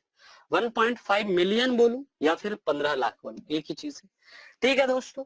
ये किडनी से रिलेटेड कुछ इंपॉर्टेंट फैक्ट थे, जहां से आपके एग्जाम में क्या पूछा जाता है? सवाल पूछा जाता है, ठीक है। चलिए, बिल्कुल अनप्लेजेंट स्मेल होता है, आनंद मधुकर जी, अमोनिया के कारण जो होता है बहुत ही विषैला स्मेल आता है उससे, ठीक है। तो आज के लिए दोस्तों इतना ही रखते हैं, बाकी के और भी टॉपिक के साथ, बाकी के कल जो है हम लोग देखेंगे। कल का जो हमारा टॉपिक है वो होगा सर्कुलेटरी सिस्टम, यानी कि हार्ट और ब्लड को हम लोग देखेंगे कल की क्लास में। आज के लिए इतना ही रखते हैं।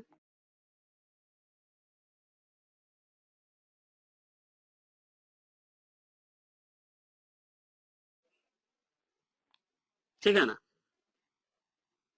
चलिए, तब तक कोई डाउट है तो आप लोग पूछ सकते हैं।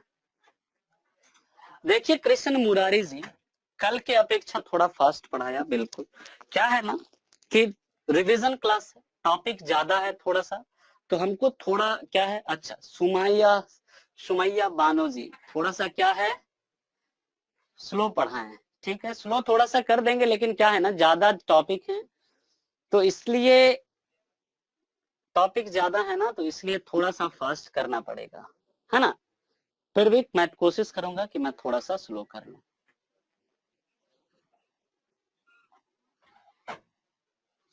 देखिए सौम्यजीत मोहांती जी, ये रिवीजन क्लास है ना।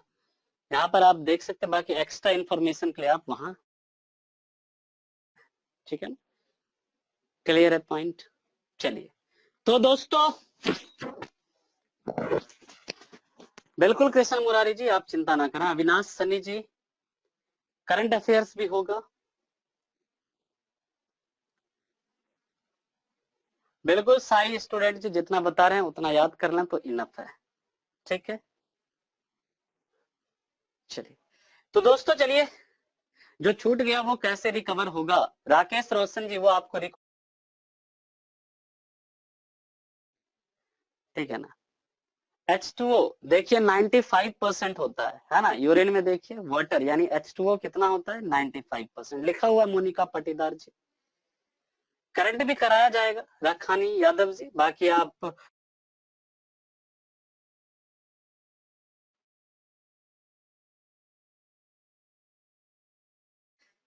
ठीक है ना। चलिए दोस्तों, मिलते हैं फिर कल की क्लास में।